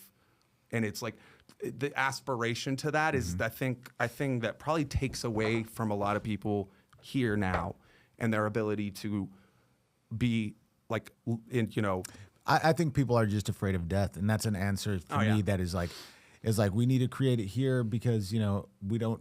Death is like you think death is permanent, and for me it's not. Consciousness is overrated, and like for me it's I don't believe truly that it is. I believe there is an afterlife, and I don't believe it looks like this four walls building of, and because I'm not there, Right. I haven't experienced that, but from what the Bible talks about, the Bible it talks about, of course, a worship of a being, this being of God. And I've been in moments where I've worshiped God outside and watched it, like completely my whole body just like fall on the ground and cry. And it was the most beautiful thing. And I'm like, if I could be in that for eternity, I would love to be there. So like your experience that you're talking about is something that you go to and watch this production at a church with like some lousy, Christian CCM contemporary Christian music, and some guy get up there and give a TED talk. Yeah. It's like I don't want to be in that eternity either. Yeah. You know? Church is an institution, and it's like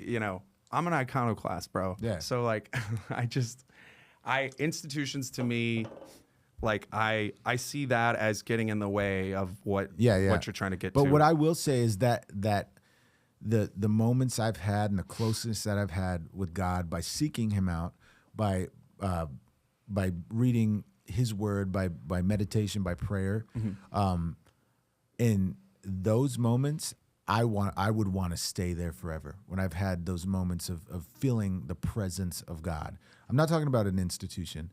I'm talking about feeling that stillness, and like I love. Yeah. And that I believe is what we'll experience. And it talks about it in the book of Isaiah. The prophet Isaiah says he had this dream that he was in the presence of God, and he was surrounded. There was all these angels just worshiping, and he felt that same, that same moment of the presence of God, that he was just like he wanted to stay there forever and ever and ever. Yeah. And I believe that's what it is. I think we get this kind of contorted notion of like that's what it's going to be. It's going to be all of these crazy church people, watching the screen and all of these people dancing around on a stage or whatever. And that sounds terrible to me too. Like yeah. Well, I mean, I just like I guess where it breaks down is like at the level of perception, because there's like the part like you weren't a lot of human history happened. Your parents and your grandparents and people, life, like the world was moving and things were happening before you and you got here, right? And then to me, it's like whatever is on the other side is probably something like this part wherever you were before you, like on that moment of arrival. My thing is always like, I think because I've heard I think energy's just in heaven this and hell constant this thing Heaven going. and hell have been preached. Figure like, eight. You know, there's many ways that people have talked about it, and a lot of the Western culture kind of talks about it in such a way of like you have heaven and it's this magical place. It's and, flat Earth, dog. And then you have hell that you have hell that you're gonna burn there or whatever. Yeah. But to me, I just believe that it's again like a place where you're fully in connection with God or the universe, whatever you want to call it, or you're not. Yeah. And I believe that's what the afterlife looks like. Well, know? you talked a bit about how you see God and faith impact the world and how it manifests itself. On the flip side, how do you see like the devil and hell and Satan influence the world? Like, is it in human action? Is it through temptation? Like, I mean, I could tell you what I see. Epstein Island. And I could see what we like. For me, I see him attacking the family. And so we talked about, the abortion and all of these things. And I think that's one of God's most valued creation is humanity. He created Adam and Eve, and that whole story, however you want to take it. But like his most he valued and loved that creation, his most favorite creation. And I see now in the world is being distorted in many ways. Like you have again, like the focus is not on this family unit. The focus is not building that. And if you think of how I mean, our country, America, was built on that type of foundation, and that's why it's such a great country. But I think it's the attack on the family unit that he doesn't want that to be so. He doesn't want you to know that you're made in the image of God. He wants you to think that you're something else. okay, so is it coming from a place of so he doesn't want that? He doesn't want the family values. He doesn't want the family structure to exist. And how do you see his way of going about that? Is it through manipulating free will? Is it through changing our environment? Is it like what's the way that you see that being him impacting that? Because I agree with you, but I'm trying to think from a like because the whole thing with religion, specifically like a single entity God type of monosecular, is that what it's called, right? Monotheistic. Monotheistic, right? There's that whole debate of like, if there's an all-powerful God, how is it that we also have free will? Like, how can the both coexist? And to me, my answer through that is through sort of what we were talking about before, where it's like that voice in your head. And to me, I see the idea of Satan or evil or whatever, however you want to classify it, as just temptation. And not inherently doing these actions, but getting humans to do it for him. No, I agree with that too. And I think the whole free will point, what would God be if he didn't give us free will? If like you weren't able to... God is service to others. Satan is service to self. Right. Yeah. And so that's what Satan wants you to believe as well. Right. It's like, it's all self. Like however you feel is what like, and that's what where we're at right now is you got a whole world of like, your feelings are valid. And that's actually a big problem, right? Yeah. Like that's what we have in the world right now. I call it the paradox of feelings because it's like... But that's where like free will, if God wouldn't have given them, then we all would just be robots worshiping this God, like this, this God that didn't want us to have a choice to worship him. He was a dictator, Right. And so like for me, free will is actually, I think, a great thing because then you have the ability to say, actually, no, I don't want to. Or you have the ability to say, yes, I do. And that's more meaningful of a relationship to me. If I were to like, forced my wife's hand in marriage, then what kind of marriage would we have? And I think it's the same exact thing with the relationship with God, is the free will is there to give you a chance to say yes or no, And I think, it's maybe viewed as a bad thing, but I don't think I think it's God giving us a choice. I think it harkens back to being created in his image. Yeah, right. In that, how are you to be created in the image of an all-powerful creator if you do not have some power yourself? Right. And that power is to make your own decisions. And I think, again, we could go to this too, and I think another ploy of the enemy as well is to have you forget and not know who you are, and to take that power away as well. It's like you are made in the image of God. Like if there's a creator, or there is a creator who made you in his image, and like you do have that power, right? But I think that's another ploy of the enemy, is to say, no, you're not. Like think this way, be in your feelings. Like don't do, you know, like that's, I think, is another way he's tricking and manipulating people. Yeah, and I think things like addiction are a great example of the devil taking your power away. Right. Yeah. Because this thing now becomes your substance of choice, or Right. your habit of choice now becomes this thing that you are powerless against, which kind of goes against the idea of free will. Wow. Yeah. Yeah. So all of that ties back to like the biological aspect of it. God's cool. Yeah, dude. And I mean, there's a moment where Jesus is tempted in the wilderness, and the devil is doing all of these things. He's in the desert, right? Yeah, It's he's like in the 40 desert. days. 40 days, Yeah. yeah. And he's Satan's like, what's up, dog? no, he comes in and Yeah. he's seriously doing all of those things, and he's saying like, and it's funny because Notice how chapter the man withstood the temptation, but the woman ate the fucking apple. I'm just saying, dog. I'm just saying, It bro. is what it is. But the chapter before, you see Jesus being baptized, and the Spirit of God, a dove, descends and says, "This is my son, who I'm well pleased." The very next chapter is the enemy, the devil, saying, "If you are the Son of God." So, like right in the very next chapter, he knows who he is, right? But in the very next chapter, it's the same for all of us. Like you got to know who you are, and like it's We're all technically son of God, if you believe that. the very next chapter, he's literally saying, "If you are," when God himself just told him that he was. And so, But that's the story of Satan trying to get tempt Jesus to prove to prove the power of God, when really it's all in faith. and which is Jesus is called the living the physical word of God. So he was the word, and the word became flesh and dwelt among us. But he keeps resulting back to the written word. He keeps saying, "As it is written, as it is written," and he's fighting and combating the devil with the written word of God, what God has already spoken into his life. That's what's so interesting to me about religion is it's something that seems to, in the modern age, seems kind of archaic, and purely because of how long different religions have been around. Sure, yeah. But also how much power it still holds in culture. Sure. Entire countries, holy wars is a thing. Like they're like violence, like terrible things have come from the existence of religion from a human perspective. But I don't think those terrible things came from faith. No, if they that didn't. makes sense. No. Yeah, because I mean, I'll always go back to this. You could see it in the story of Jesus. Like religious people killed him, right? Like, Jews. he was like, seriously, that's Jews what killed Jesus. That's what happened. He's right? like,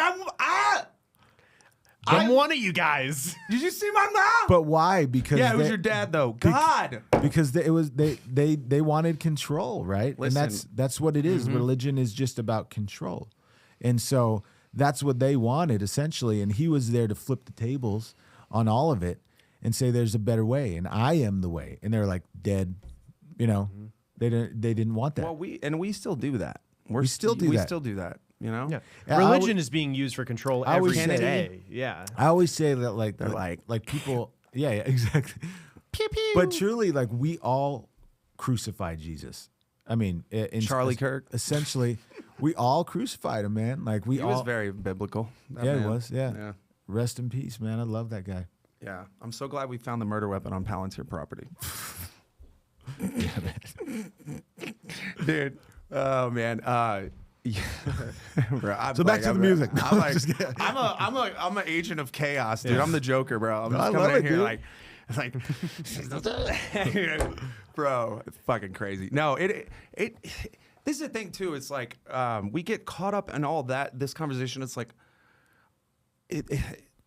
for me, sometimes things get lost on like be a good person right now, here in the moment. If we're like, it's like, because you're missing the whole point, Right.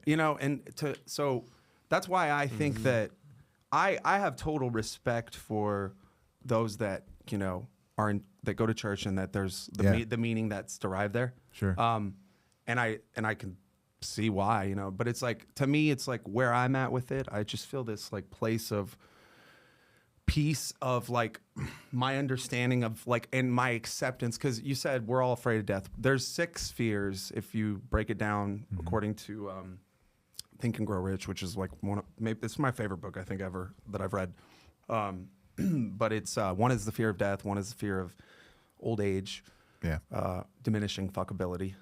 One is the fear of poverty, fear of loss of love, fear of criticism, and then what is the fear of ill health? Those are like your 6, the fears that like all humans basically they break down into like some outcropping of. Like fear of criticism would be like social media in a general sense, basically, you know. But you know, there's What would be yours? What? Like what fear? Out of those 6, right? 6 or 7.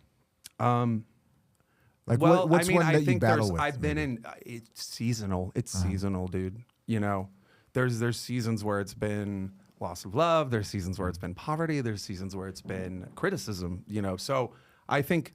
There's a recognition of the seasonal nature of things for me now where I just have learned, I think, more just, you know, you get in the rapids and you're like, just fucking don't try to fight it. Don't try to course correct. Just maneuver in the way where, I don't remember what I was talking about because I've been doing this thing. Well, I would say I'm pontificating, bro. I don't know.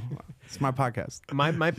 My fear generally, like I think everybody has felt all 6 of those at some point in different ways. But I think the one for me that has been the one that I've actively tried to overcome the most is probably fear of criticism. Okay. And that because we've talked about this before on the podcast about how criticism stems from the feeling of being cast out from your community and not embraced by them.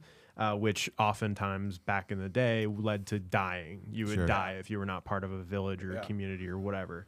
But in the modern sense, criticism it's just how your peers view you. And I think a lot of how it manifests for most people is that how they want to come across is not how people perceive them. And that's just something that part of growing up is realizing that you cannot control how other people see you. Yeah.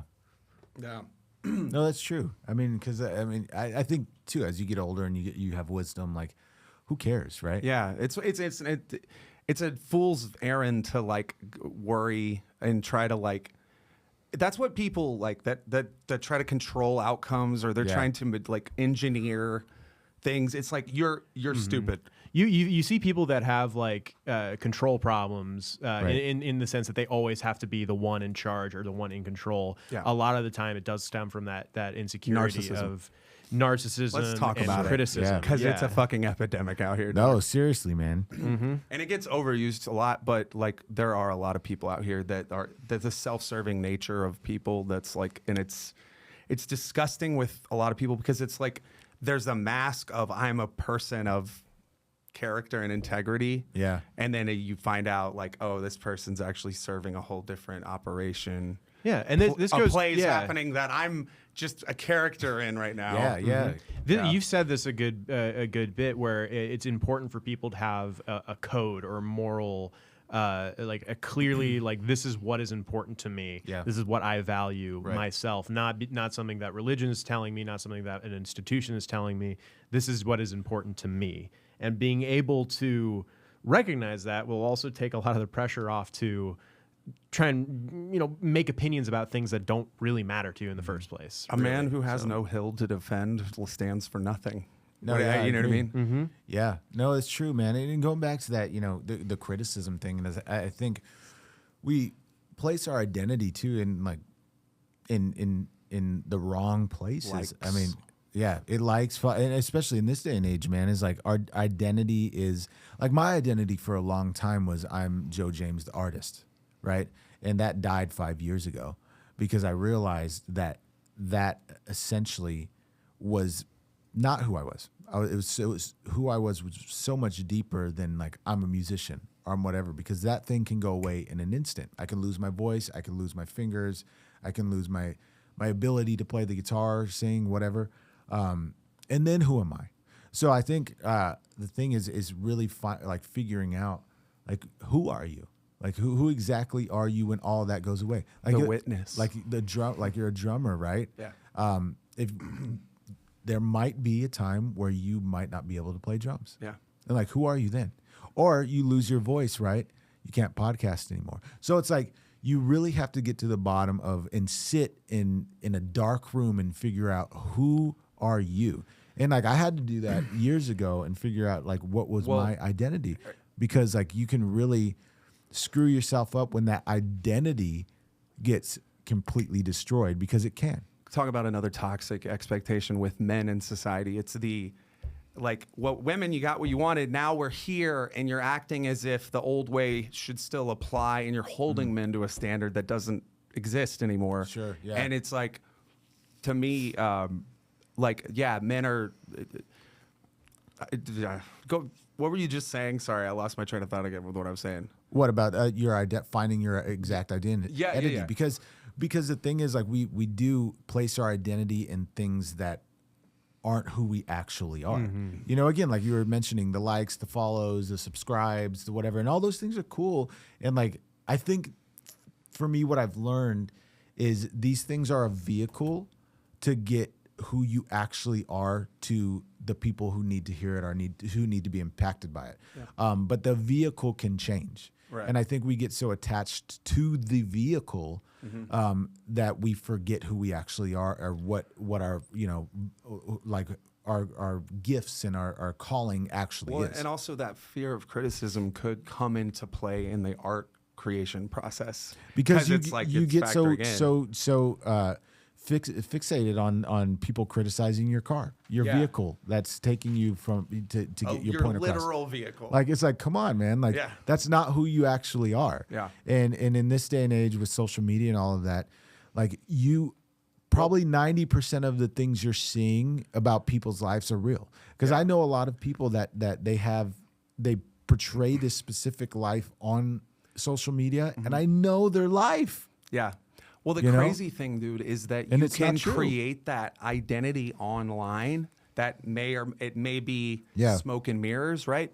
But yet, that can still translate in real life. That can mean real life dollars just based on the perception. And I think that a lot of people now, that world, the digital world, becomes more real to them than the actual physical reality. Well, I heard a supposedly. I saw a quote that was talking about. I'm going to try not to butcher it, but it says like, we ridicule the moth for mistaking a lamp for the moon, but we mistake a screen for the world. Yeah. And I think it's so true. Like, we sit Abraham Lincoln. That was Abraham Lincoln for sure. Right before he died.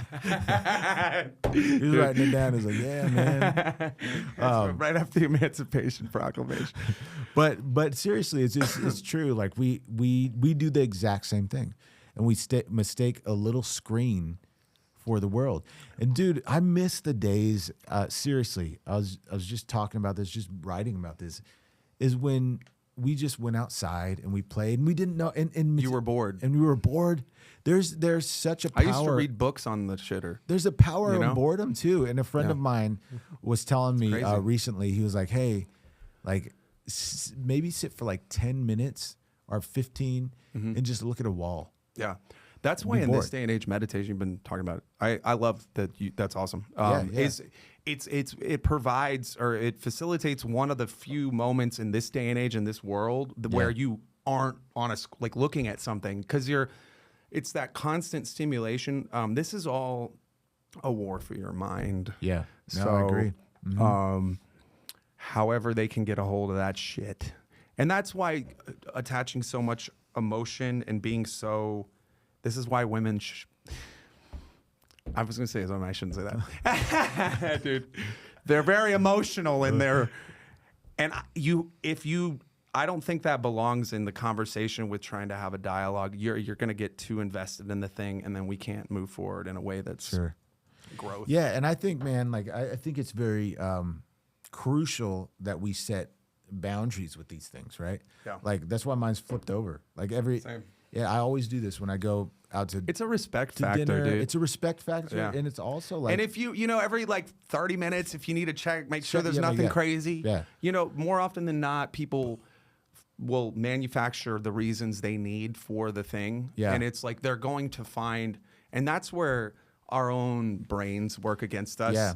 Because you have to like be able to step outside of yourself and be free, like unfollow your feelings and get yourself in a like place where you're not in that algorithm, because Yeah, 'cause this is is- just engineered And it's- to make you it does different things, but it's like it's just engineered to keep you in an emotional kind of Sure, and place. it's a numbing thing too. I mean, again, talking about your like, it's good to face those demons and those hardships. And there's a lot of people who want to put a I'm band-aid. glad the Beatles didn't have iPhones. I know, dude. So aren't you glad the Beatles didn't have iPhones? Because we wouldn't have this timeless, epic music, right? We wouldn't have it if iPhones existed, right? I mean, I don't know. Imagine like Suno Beatles, whatever. God, kill me. Fucking AI, dude.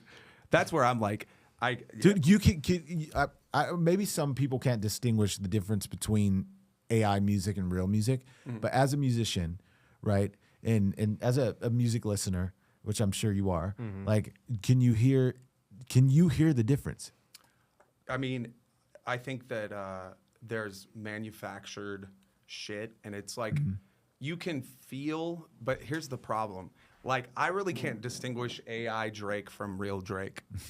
Well, you know? I mean, so in some cases, but I think for artists who are creating real, genuine art, that is not doable. because you know? the music that I listen to, man, like AI can't do that. they can't do that. It can't has find a soul. new It has a thing soul, that- right? yeah. Like that's why it connects with people so much. Like the Beatles music, or you think of Jimi Hendrix or whatever, is because they're writing from real places. They're writing from things they've been through, and you could hear the emotion and blood, sweat, and tears in their And they didn't have iPhones. music. And they didn't have freaking iPhones, dude. Come on. Yeah. I'm breaking mine. No, We but got it's it. like, the creativity factor, I think, like, we're not bored enough. Innovation comes from boredom, you know? And so without that, I agree with like, that, yeah, we're not exactly. put in a place where we're satiated all the time. This is maybe not so much, I mean, it is definitely fucking 1984, but it's a Brave New World, a lot of Brave New World too. You know, like, these guys were not prophets. They just could see, they just did the math. They played the tape forward, you know? And it's like, wait, Elon's going to be selling Eternal Life via Neuralink before we're done. Just watch, bro. Yeah, dude. Watch. And He's the Antichrist, dude. I'm calling it. Is there a Kalshi on the Antichrist right now? I don't know, man, Let's get that going. Elon Musk. Yeah, exactly. I think he might be it. Yeah. And I'll still go on your trillionaire yacht, bro. We can hang. Yeah. To answer your question, for me, there are definitely, I'd say like 80% of the time, I'm confident in my ability to determine whether or not something's AI or not, specifically music. But it as someone who likes tech and likes STEM, grew up in like STEM programs. Yeah. It was for me to identify like what made me like upset about it or angry about that.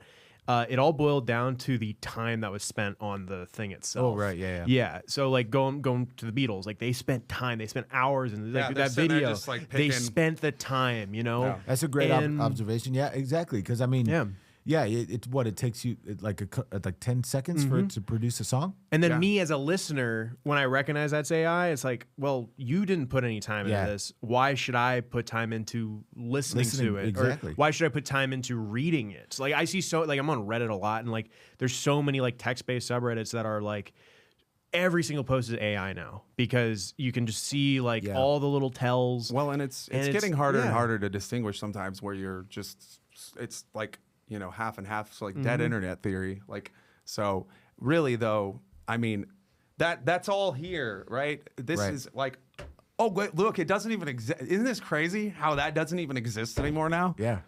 Like, get your shit out of the thing. Yeah, You're in the Oasis, bitch. And this is what I love And they're about. trying to give you the bodysuits where they give you the whole thing. We may already be there. This We're- could be we're the there, Matrix. dude. I don't fucking It's the know. Matrix, bro. But like the fact that we all sat, like this is what I love about podcasts, is like we sit here and we have conversations about things we agree with, about what we disagree with, about what we love, whatever.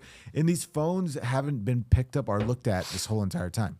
You know, and like that's what I think humanity is missing, is like the actual connection, not through a screen, because that's fake. Yeah. Like I'm talking about like actually getting together with people. And that's why this is so intriguing, and people log on and they start watching it, is because they're like, oh, real connections happening in there. Wow, I'm just gonna stare. And thank you for the views, cool, you know, but also like get out and do it yourself too. You know, go talk to some people, get, you know. Yeah. Like, I hear so many people online, like podcast listeners, people who listen to a lot of podcasts, they describe a lot of podcasts like, oh, it's like, you know, I'm their friends and I'm sitting in the room listening to them and like in the conversation with them. It's like, cool, that's awesome. But also go out and do that yourself with actual real people, without the mics on, without the cameras on. Like that's because that's all this is, you know, like sure, there's a bit of a performance to it, but you know, like it's just a conversation. And this is great. I mean, these are great platforms. I'm glad we have these platforms. I'm also cool too, so yeah, no, there's that part. Yeah, exactly. Now you need the shit. Here you go. Bro, I need some of those now. But exactly, they see this is a great tool and vehicle to show people that real connection is important. You know what I mean? Like they could watch this and be like, I like dope people doing fucking cool ass shit. Yeah. And it's like, it's a privilege and a pleasure to get. So for me, and it's like, I know how to shoot the shit. I would call this the hang with mics on, you know, like that's what I want it to be really, you know, it's like, that's what it feels like. Like when I watch the episodes, it's like, because I've talked to, of course, Ruthie a bunch of times and we're friends, and I've talked to Dave and obviously D Watts. And so, like I've had these conversations, and to see them do this exact same thing that we're doing now, and we have these exact. Ruthie surprised me with some of her opinions, dude. Honestly. Dude. Oh no, I know. No, I knew those opinions already. Because Ruthie's a woman of faith. Stop dude. it, girl. You stop it right now. What you trying to do? Impress me? I know. It's like it's very like it's not as common of a mindset. She's a woman of faith, dude. We've had these conversations too. But no, this is so important. Like real, actual connection is important. And if this podcast and my music is intriguing to you, is only because it's authentic and it's real and it's about actual connection with people. Yeah, and my job right here is to just create the kind of space where you feel empowered or just in the field of like just comfortable really to be able to share those opinions and not feel like you're going to be like caught in a gotcha moment, like we're getting you a reel that's going to go crazy. The comedian in me is always like, anything it's like you shouldn't talk about that. I'm like, why'd you say that? Because now I want to talk about it. You know, like I'm canceled right after this episode releases. No, but I'm like thanks guys, what are you it's like, to me, it's just that it's cool to also get a chance to like know people better and like create. I think like what's happening in Austin right now is like a special time, you know, and I know that like Austin's got a rich, amazing music history that dates back obviously a long ways, but this current time and place in the Austin music world feels like a sort of kind of different. It's like just special things. And I'm like, I got here on a feeling of just this drawing, and we started this, and I didn't exactly know. I knew where North Star was, but I didn't know the plots yet of how to get there. But it's like you take that, and then it's moving forward, and then you know we come here, and it's like that's all I've wanted here was to just. I'm like, I love to talk to people. I love the performance aspect of podcasting. You know, and it's how I get my. Scratch that. I need attention, you know, because like all performers have that, you know, where you're like that.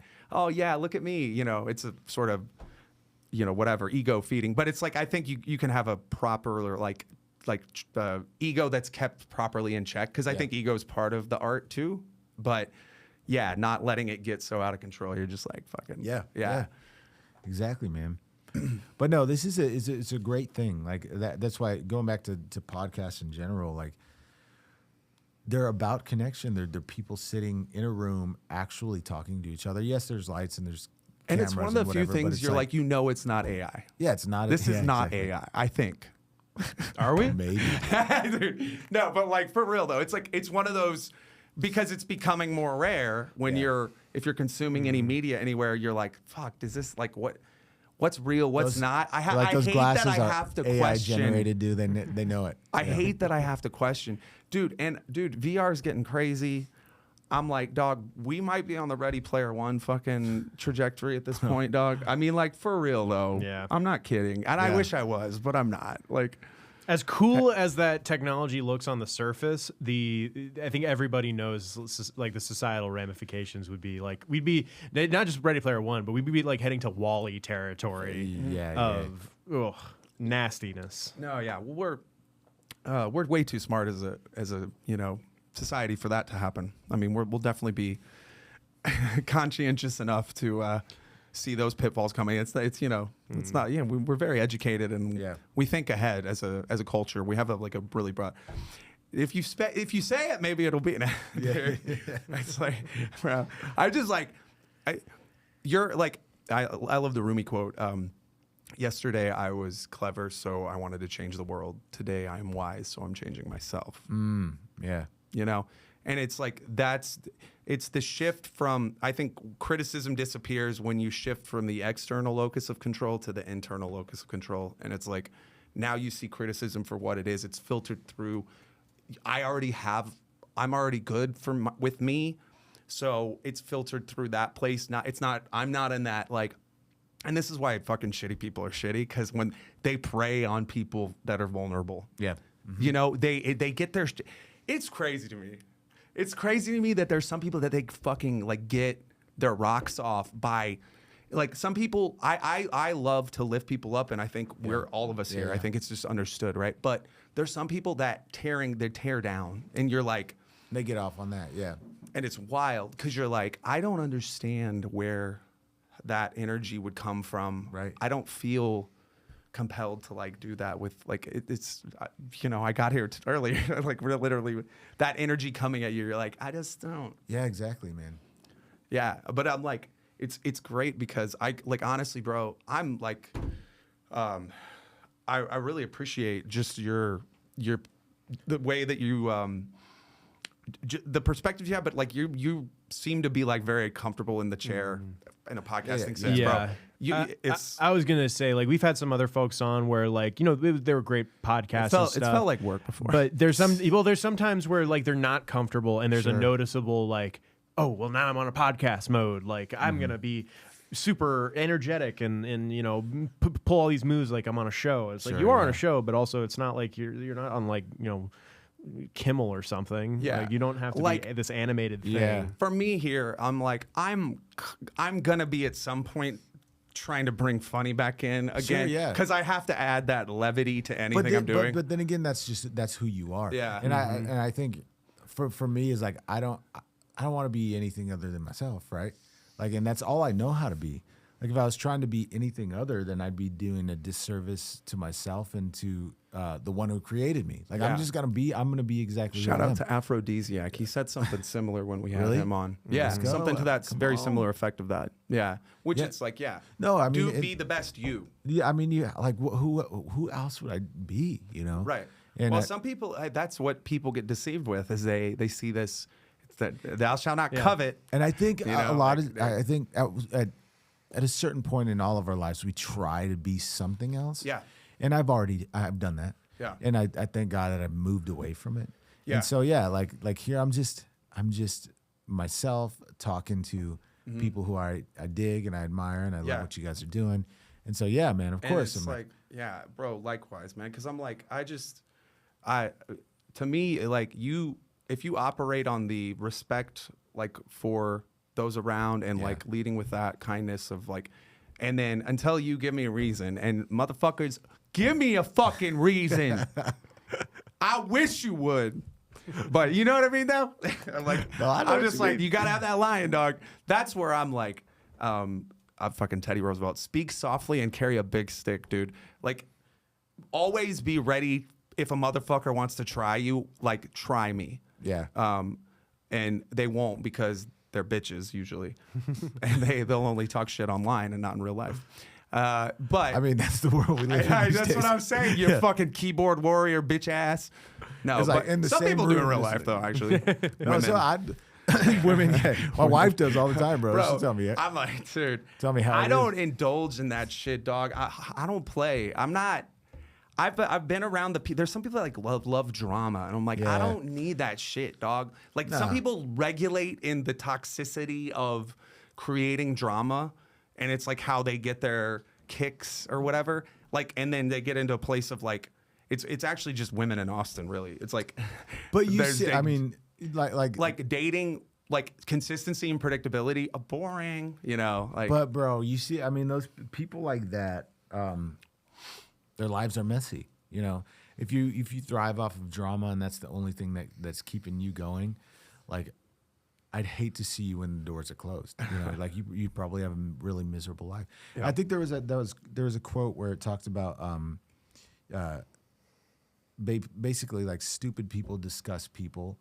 And that's people. Eleanor Roosevelt. Yeah, right. Yeah, it's what's small minds discuss people, average minds discuss events, great minds discuss ideas. Right. Like it's so true though, right? Mm-hmm. Like that's what those people are. The ones who feed off of drama is like, it's lower frequency. We talk about you're I was being operating un-PC at the lower. Stupid. Sure.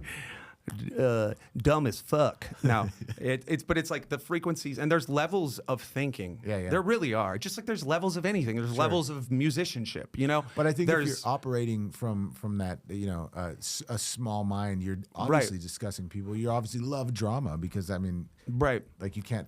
Your mind hasn't grown into that state of discussing events or ideas yet. Well, and some people like high school don't end for some of these people out here, dog. Bro, it's crazy. I got some people. Age is no guarantee of maturity. We'll just say that. It's like, you know what I mean though? It's like and he's an example in the counter of that because you know I can rely on him more than most people around. You know, it's like there's the but it's like it's really just are you the operating system you move forward with like. Again, the code, whatever you want to call it, knowing the hills. I have cheat codes. Get it? My name's Cody. Yeah. Trademark. No, but my cheat codes, they're just like my personal kind of things that are like, you know, things I've gathered over time. And it's like, yeah, you know, just having, one of them is to just know the hills I'm ready. Like just so if I say anything about anything, like, you know, I've already thought this through and I'm already established in this and these levels ascend. So it's like, yeah, I think that going through that, it's like, would you agree, like that men out here, a lot of them may lack a code or they don't have a. Oh, sure. Yeah. I mean, I think there's a lot of people in general that lack that code. Yeah. You know? Yeah. Well, that was another one. Ruthie said accountability. I was like, what did you just say? Dude, I haven't heard a woman say that since Nam. No, dude. Dude, it's love Ruthie but so it's much. true. It's like to hold yourself to that. It's like. People will choose to not do it. And I'm like, it's really just like a good mechanism for your life because you're like, it's the destructive behaviors counter. You know, it's that thing of like life is too important not to take seriously, but it's also too short not to have fun. Yeah, if that makes sense. It's just that matter of like be true to yourself, but also. Don't take everything too seriously. That's the note right there. Mm-hmm. I told you have to keep your fucks low, dude. Yeah, I'm telling you, people got fucks and they're good. You need to reallocate your fucks, people, because that's what it is. Your fucks are going in the wrong direction. Yeah. Like you don't want to dilute your fucks. Reallocate your fucks. Maybe do some mushrooms and like maybe you'll get like some extra fucks out of that. You can add to your mix to like throw around. Whatever, but that's the thing too, like be careful with your fucks, guard them, you know, but also like, give as few as possible. And to me, it's like, I hate it that I have to be this way, but it's like, you know, there's kind of like already pre-established credibility, but like with general people you might meet, it's like I assume you're full of shit until you make me believe otherwise. Sure, I just do. I do. Because people fucking talk and they love to talk. Mm-hmm. Yeah, I mean, And I started a podcast because I fucking actually put the work in. Go ahead. Well, I'm breaking the fourth wall. But like, you know, like. No, it's true, man.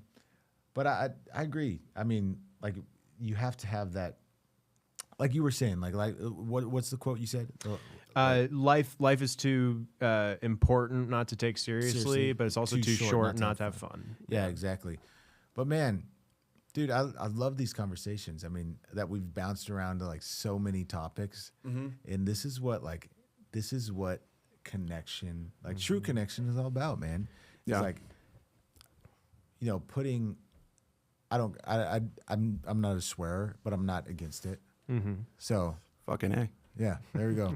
Well, putting too much emphasis on that, like, you got to be careful where you put them, right? And like us today, this is where we're doing that. You know, it's like these are the important ones to give. I want this to be the place where people that are like, because there's things that the greatest compliment to me could be like, I have a kind of a controversial opinion. Oh, you know what? I should go to Cody Kai Cast and I could like, that'll be a place because I'm going to set the table for whatever. I love that. I mean, and it should be that way. Like we were talking about, previously, like we should be able to sit down, and if you have a controversial opinion or take on something, why couldn't you sit here and talk? And it's like, as a gentleman to a gentleman, if you're sitting at my metaphorical table, no matter, even enemies in like all of our, past history of like even warfare and shit, if we're sitting, we're gonna show each other respect here at this table. It's a holy agreement. But it's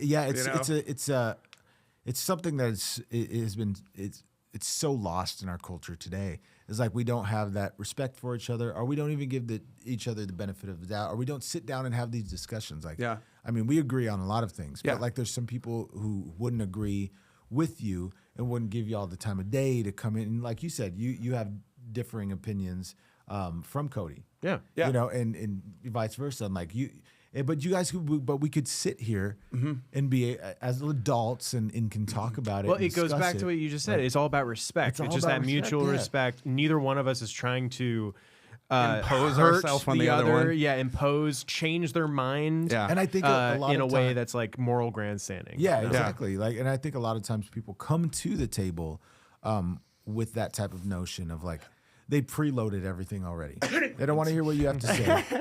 They don't want to hear what you have to say, and so it's like, no, absolutely. It's kind of that's the society we live in today is that. Like I'm not going to sit down with you because I already have in my mind this set thing, and I don't want you to even change it. And give me any type of different view because I hate your view and mine's the best. I'm not here to have a discussion. I'm here to tell you why I'm right. Yeah, I'm not here to have a conversation. I'm here to talk. And I think that sucks. And I think that's the society we live in. But also, I think there's a movement happening, and it's called self-awareness. Yeah, there's a lot of people like really that's happening to where we're like.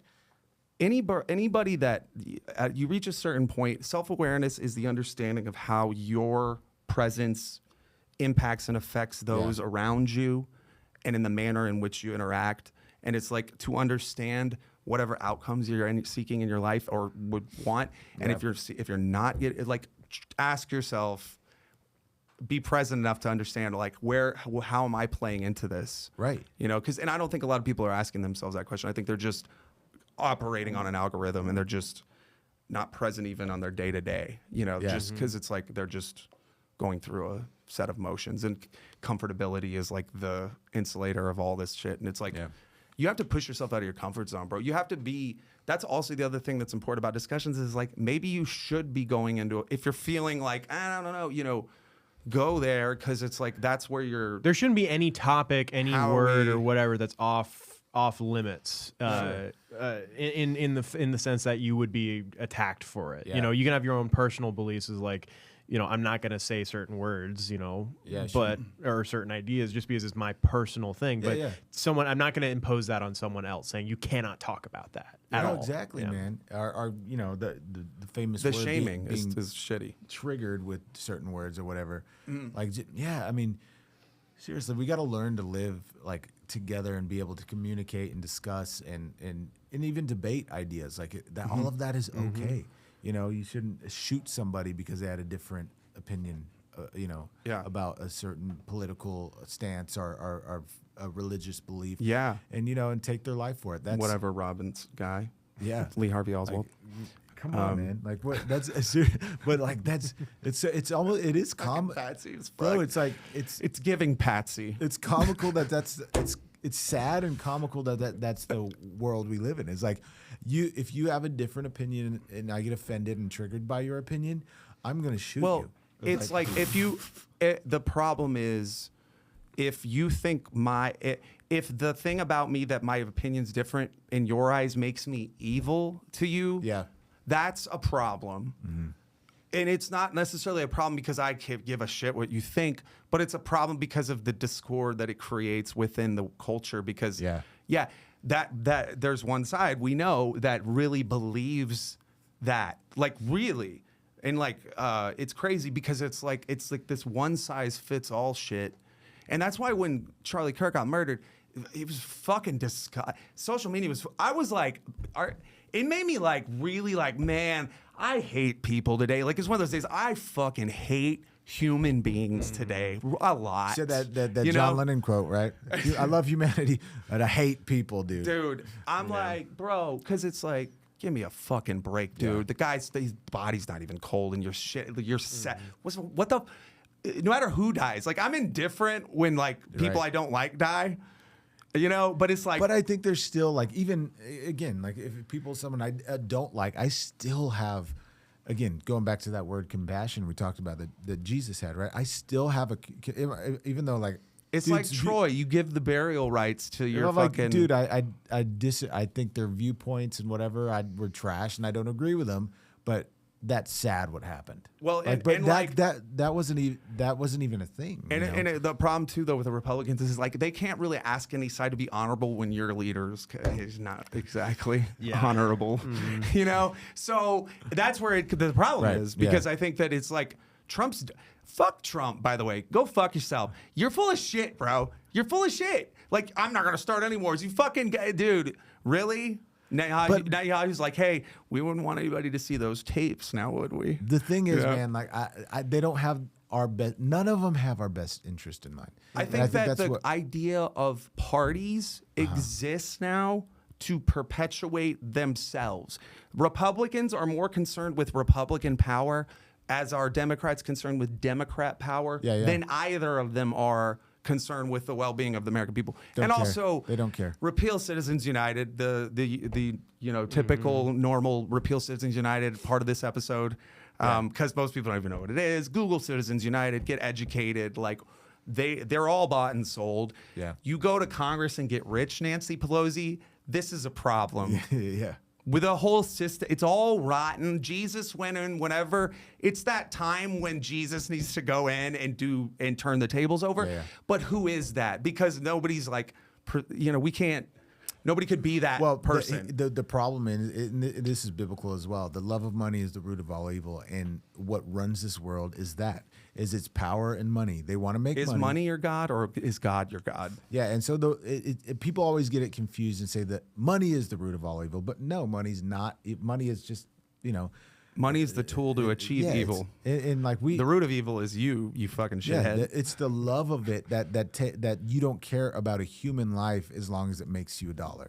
Like that's where the problem lies, and I think that's what we see with political parties, and we see with the government is it's the love of money. You have the pharmaceutical industries, you have the all of those things. Like it's also all theater. Really, in the food industry, like all of them are just making money off of our health and everything.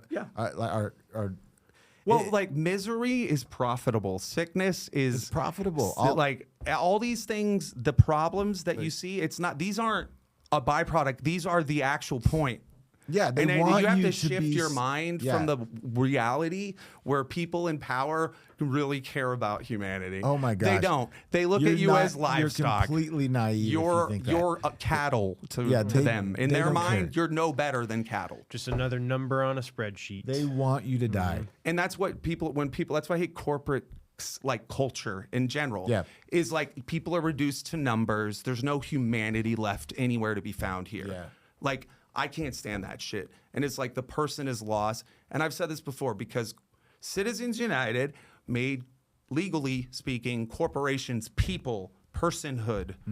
So what does that mean? It means a country of the people, by the people, for the people becomes what? A country of the corporations, by the corporations, for the corporations.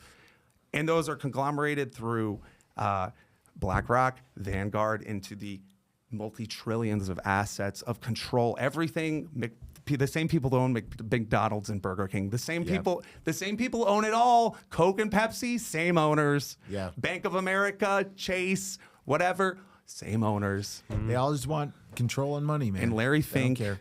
And also, are we combining the Israeli military with the American military? Or that's being talked about? Fuck the fuck out of that shit. That's dumb as fuck. Why the fuck would we do that?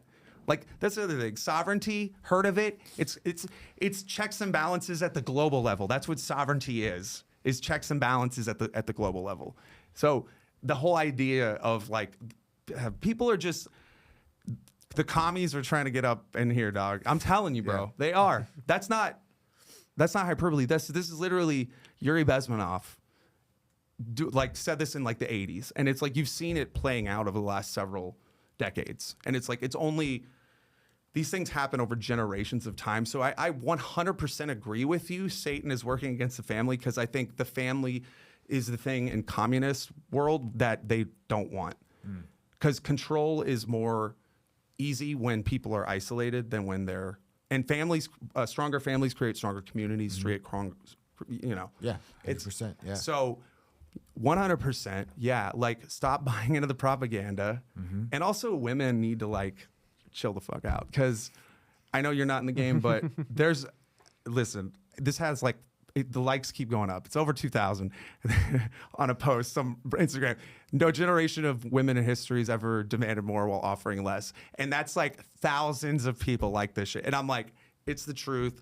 I think we have to have the conversations that aren't as comfortable when we talk about female accountability. And it's not like fucking, if we want things to improve, the one side has to step up here a little bit and admit that, they're like, and I think I'm actually seeing it more. I really think it's the basic thing of like, to solve a problem, you must first admit like it's a market. It's It's truly a market correction type, because all the sexual marketplace, it's going to operate with market behavior. So certain things are going to get rewarded in a market, certain things are going to get not. Right, yeah. And so you've seen women are like, I hear it all the time. Men don't approach anymore.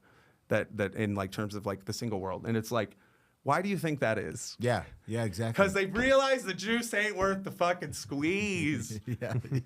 You have enough like what you thought were genuine moments and encounters and exchanges, and then to follow up with, and you're like, oh, I get that was apparently not at all what I perceived. It's like at a certain point, you just like, I don't. That's why I said I don't take people seriously until they prove. I assume they're full of shit until otherwise noted. But it's like, I think that as far as it applies to men, I think women have to come back a little bit, because it's like this whole going towards, I think, and not to say all men, because I've seen men do dumbass shit for women and enable, like they reward bad behavior, and they perpetuate. By rewarding bad behavior, you're going to perpetuate bad behavior. Sure, yeah. So the men that lead with the money and they make that the thing, the women that, and I'm not saying all women are like that, but it's a very keen, it's that it's one of the most powerful aphrodisiacs, let's just say, for women is dollar bills, y'all. Yeah. It really is. So, and it creates a society and culture where like the idea of what women are entitled to, it's like,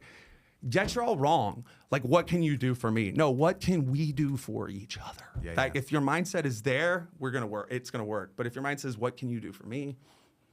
Again, the service of self. Yeah, man, exactly. I mean, it's a team, right? Yeah. Like, that's what it should be. Yeah, dude, society's so screwed up. I think that's what we've just figured out in the podcast. I think that's a pretty good bookend to the whole to the whole conversation. Yeah, exactly. And another thing.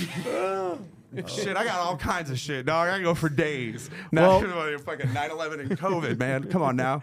Yeah. No, but it's part two. It's fun because, bro, honestly, like, I live for the conversations that don't have boundaries or don't have rules. Me too. Yeah. Don't like, and that's where you could, when you see the people, and I appreciate you because it's very obvious you're not trying to like guide anything in a certain direction. You know, you were obviously talking about your faith and stuff, but that's just you talking about your faith. But like in terms of like, I didn't feel that from you. You're just letting it be the open form, moving, ever changing kind of thing that it is. To call back, it's who you truly are. It's your identity. That's man. And I mean, I care about people. I want to hear different opinions, and you know, again, we're kind of on the same page about a lot of stuff. But it's like, this is what it's all about. This is connection. This is humanity. Like, talk about it. Like, be open. Have no boundaries on what you talk about. One of these days, next coming up here too, I want to have D Watts back, so maybe we'll have to have you come back with him. We'll do a duo with you, bro. Dude, I'm trying to. This is my thing. I'm trying to like. I want to. If I can, like I got Matt Muelling and Blake O'Neill coming in. I'll tell you that. And I love putting the killers together. Camaraderie between me and D-Watts is gonna be crazy, bro. That'll be a fun one. Well, when's your album dropping? September 18th. Maybe we could have you back. Well, no, this is for in prep because it's coming up here. So this is kind of like when it drops. Which actually we could probably like cut up some stuff at that time for it to drop for you. Yeah. In closer, but obviously we'll do both. We'll do because your episode will be out next week. Yeah, so. I mean him could talk about. Dude, there's a moment. Maybe I'll just save it for that episode. Yeah, D-Watts. Yeah, with D-Watts. Yeah. Hell yeah, bro. Stay tuned. Leave him wanting more. Yeah, he's got an award coming in on our stupid awards that we're doing. Yeah. Oh man, bro. Oh man. No, this was a really fun one. 78, Dude, man. We're 78. We're getting closer to 100. But yeah, man, I'm like, I appreciate you coming through, man. Dude, I'm like. Grateful. We're not naming names, but we've had one or two guests lately that I just was like, and I'm like, it's so nice to have what feels like a genuine conversation. Yeah, and not like you're not like, it was definitely like, have you done a podcast before? Yeah, I've done a few. Yeah. Okay, makes sense. Ruthie was the same. I was like, she's like, yeah, I've done like a podcast before. I was like, you just got it, which is like, it made it nice. Well, no, I mean, you guys make it extremely easy too. I mean, you allow, you're yourself and allow me to be myself, and we just use that for a great episode. Yeah, bro, hell yeah, man. Well, dude, we will. I think I can speak for Kyle. We'll definitely have you back, bro. 100%. You're in our rotation. Dude, not everybody that's been on will be. Dude, put me and D-Watts on, bro. I want to. I That's like gonna be a fun one. I'm gonna cook something up and like we'll make something happen, dude. That'll be fun. We'll do something. Yeah.